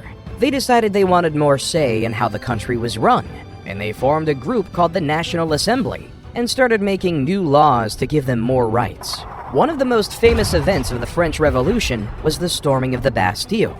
This was a prison that represented the king's power, and the people wanted to show that they were not afraid of him. They broke into the prison and freed the prisoners, which started a revolution throughout France. Many influential people lost their heads during the revolution, including King Louis XVI and his wife, Queen Marie Antoinette. The people were tired of being ruled by a king and queen who didn't care about them, and they wanted to create a new system where everyone would have a say. And the people of France voted in Maximilien Robespierre. In 1789, Robespierre was elected as a delegate to the Estates General, which was convened to address France's financial crisis. He quickly emerged as a leading voice in the National Assembly, advocating for the ordinary people's rights and opposing the aristocracy's power. As the revolution continued, though, Robespierre became increasingly radical in his views, advocating for the execution of King Louis XVI and the establishment of a republic. He was elected to the powerful Committee of Public Safety in 1793, tasked with protecting the revolution and rooting out enemies of the state. Under Robespierre's leadership, the committee launched a period of intense repression known as the Reign of Terror. Thousands of people were arrested, tried, and executed for crimes against the revolution. Robespierre became known as a ruthless and uncompromising figure. However, Robespierre's power began to wane as the people grew tired of the violence and the instability of the revolution. In 1794, he was arrested and imprisoned along with his closest allies. On July 28, 1794, Robespierre was taken to the guillotine and executed. The execution marked the end of the Reign of Terror and democracy for now in France. Instead, they moved to a directory. A directory is a government led by a 5-member executive council, known as the Directory, which was chosen by the Council of Elders. This legislative body was also part of the new government. The Directory was meant to serve as a moderating force, balancing the interests of the various factions that had emerged during the revolution. However, the Directory concept wasn't successful as well. So, General Napoleon Bonaparte decided to overthrow the government and begin his conquests to take over the world. So off Napoleon went to conquer much of Europe. In 1805, Napoleon defeated a combined Austro-Russian army at the Battle of Austerlitz, solidifying his position as one of Europe's most powerful leaders. He then conquered much of the continent, including Spain, Portugal, and the Netherlands. In 1812, Napoleon invaded Russia with a massive army. Still, the campaign proved disastrous, and his forces were decimated by the harsh Russian winter. The defeat marked the beginning of Napoleon's downfall. In 1814, the European powers allied against Napoleon and invaded France, forcing him to abdicate his throne and go into exile on the island of Elba. However, he returned to France in 1815 in what became known as the 100 Days, and briefly regained power before being defeated by the British and Prussian armies at the Battle of Waterloo. While back in the Americas, Simón Bolívar was on his military campaigns to free Latin American countries from the grasp of the Spanish colonial rule. Bolívar began his military campaigns in Venezuela in 1810, where he led a successful uprising against the Spanish colonial authorities. He then moved on to Colombia, where he won a series of important victories against the Spanish, including the Battle of Boyacá in 1819, which secured the independence of Colombia. Bolívar then turned his attention to Ecuador and Peru, where he won a series of decisive battles that helped secure both countries' independence. He captured the city of Lima in 1824, effectively ending Spanish control of Peru. Bolívar's final military campaign was in Bolivia, where he led the fight for independence against the Spanish in 1825. Bolivia was named in honor of Bolívar, who played a critical role in its liberation. In 1848, two men had an idea that would spark debate worldwide. Karl Marx and Friedrich Engels wrote the book called The Communist Manifesto, which is a book about the idea of communism, where instead of a capitalistic system, where the nobles or bourgeois own everything and the workers and proletariats work for slave wages, instead, what if the proletariats owned the means of production and all worked together? As Marx and Engels would write, let the ruling classes tremble at a communistic revolution. The proletarians would have nothing to lose but their chains, and they have, and they'd to win. They would also write, the need for a constantly expanding market for its products chases the bourgeoisie over the whole surface of the globe. It must nestle everywhere, settle everywhere, establish connections everywhere.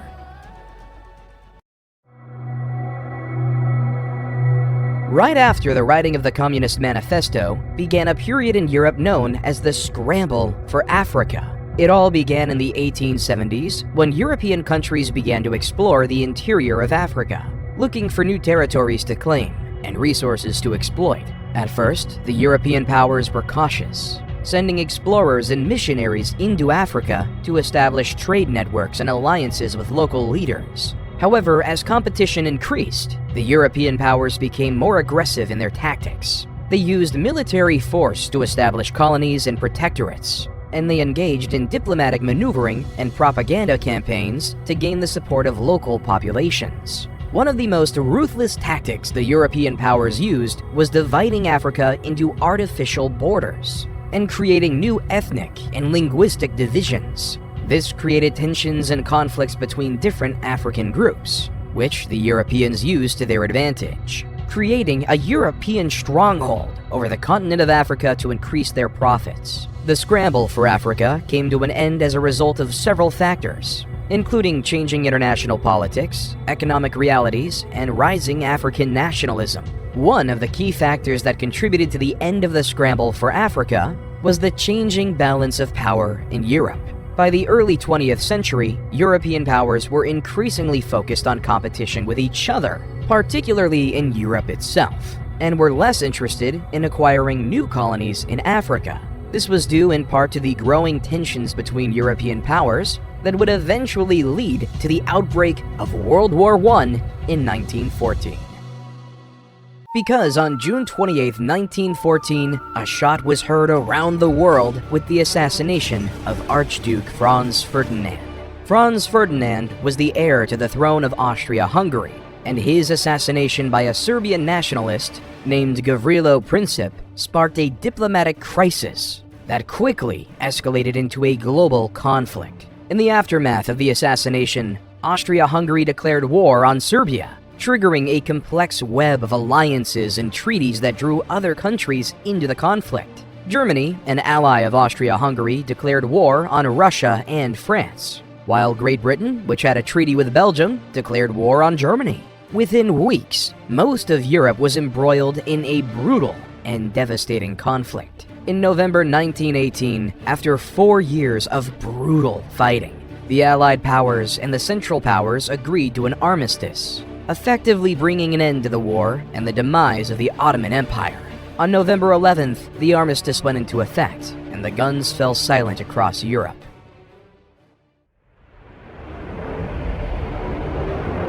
World War II.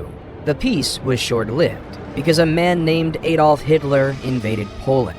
Like Alexander the Great, Julius Caesar, Trajan, Attila the Hun, Genghis Khan, Napoleon Bonaparte, and Suleiman the Great, Adolf Hitler wanted to establish an empire for his nation and his people.